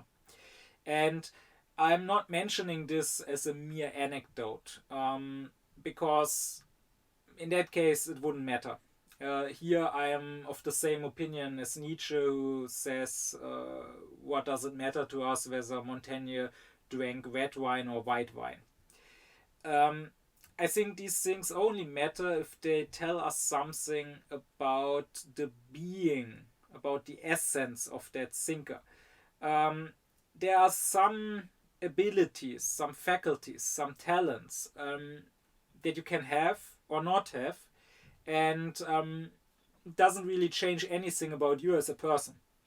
Like, if you are colorblind, that doesn't say what kind of thinker you will be.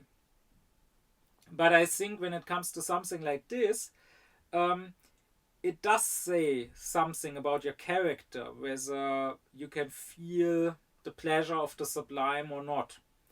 And I think this, the fact that Kant, for example, very much was receptive to this, and Hegel, on the other hand, for example, wasn't, is a hint that can lead us to a better understanding of why, as I would say, Kant was the greater, the more important thinker than Hegel. My deep thanks be to my supporters: Thomas Doringer, Gernot Klaufen, Benjamin Lehning, Oblomov, Ökobong, Samet Özkilic, Elif Özün, Yasin Özün, Alexander Reuter, Lisa Rinner, Ron Suhl, as well as to all others who support me and my aufkläring cause.